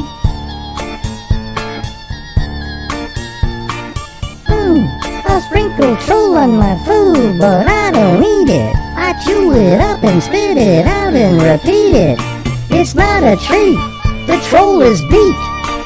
Just one of the ways that I defeat it, staying in my groove. When there's a troll on the move, just takes a second to remove, 'cause every time I conclude, the troll is gonna lose. Nice try, lizard eye, I see you creeping on the sly. Why you think you so fly when you're such a whiny cry? Battle me, you're gonna fry. Gonna send you out to mummify.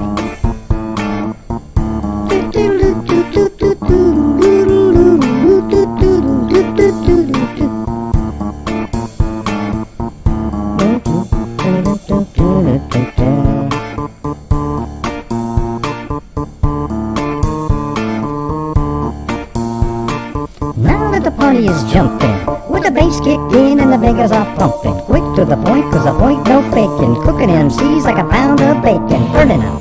Yeah, quick and nimble. I go crazy when I hear the cymbal with a hi-hat, with a souped-up tempo. I'm on a roll, time to go solo, rolling in my 5.0 with my rag top down so my hair can blow. The girl is on standby, waiting just to say hi. Bitches stop, no, just go on, pep on. Plus to one to the next stop. I buzz a left, I'm headed to the next block. The block was dead, y'all, so I continued to A1A, Detroit Avenue. Girls were hot, wearing less than bikinis. Rock band lovers, driving Lamborghinis, jealous, 'cause I'm out getting mine. Shade was a gauge and vanilla was a 9. Gunshots ranged out like a bell. I grab a 9 on the hardwood shells, falling on the concrete real fast. Jumped in my car, slammed on the gas. Bumper to bumper, avenues packed. Time to get away from the jackers jack. Place them on the scene, you know what I mean. They pass me up in front of all the dope beans. If there was a problem, you'll all solve it. Check out the hook on my DJ, remove it.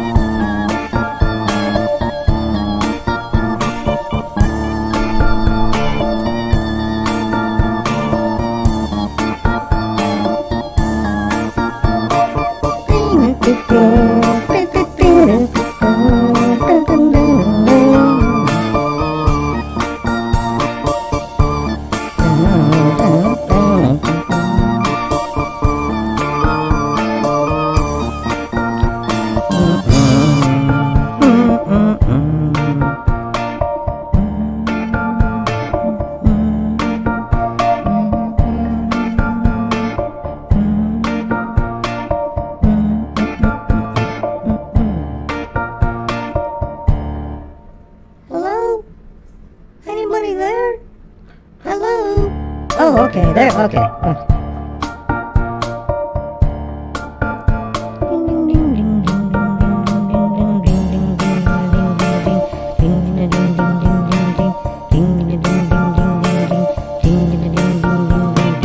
Here's a little story that I got to tell about three bad brothers you know so well. It started way back in history with that rock MCA and me, Mike D. But I had a little horse, his name was Paul Revere. Me and my horsey and a quart of beer, riding across the land, kicking up stands. There were posses on my tail 'cause I'm in demand. One lonely beastie I'd be, while I by myself without no body. The sun was beating down on my baseball hat, the air was getting hot, the beer was getting flat. Looking for a girl, I ran into a guy. His name was MCA. I said howdy, he said hi.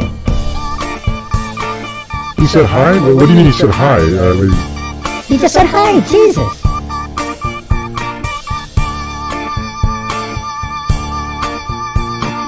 Told a little story that sounded well rehearsed. 4 days on the running and he's dying of thirst. The fruit was in my hand and he was on my tip. His voice is always right. He asked me for a sip. He said, can I get some? I said, you can get none. He had a chance to run. He pulled a shotgun. Quick on the draw. I thought I'd be dead. He put the gun to my head and this is what he said. My name is MCA. I got a license to kill. I hope you know what time it is. It's time to get ill. What do we have here? An outlaw and his beer. I run this land. You understand? I'll make myself clear.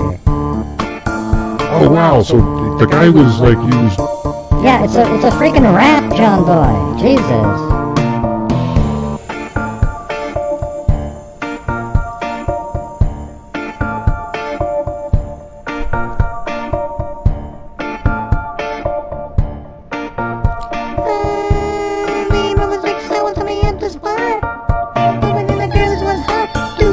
Like he knows who we are. We took the empty spot next to him at the bar. Hippie yo, you know that kid? No, I did, but I know he did. Kid said get ready, 'cause this ain't funny. My name's like D and I'm about to get money.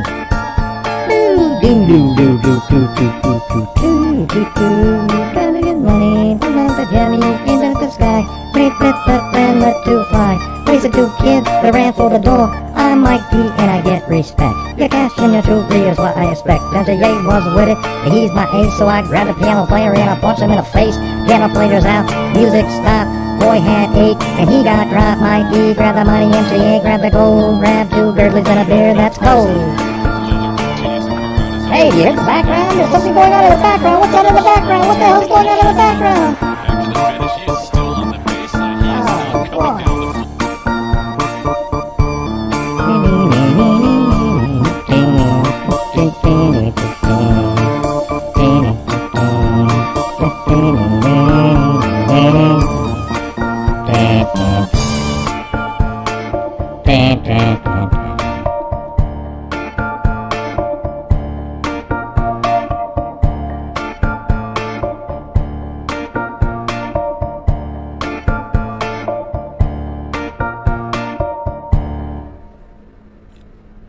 Thanks, everybody.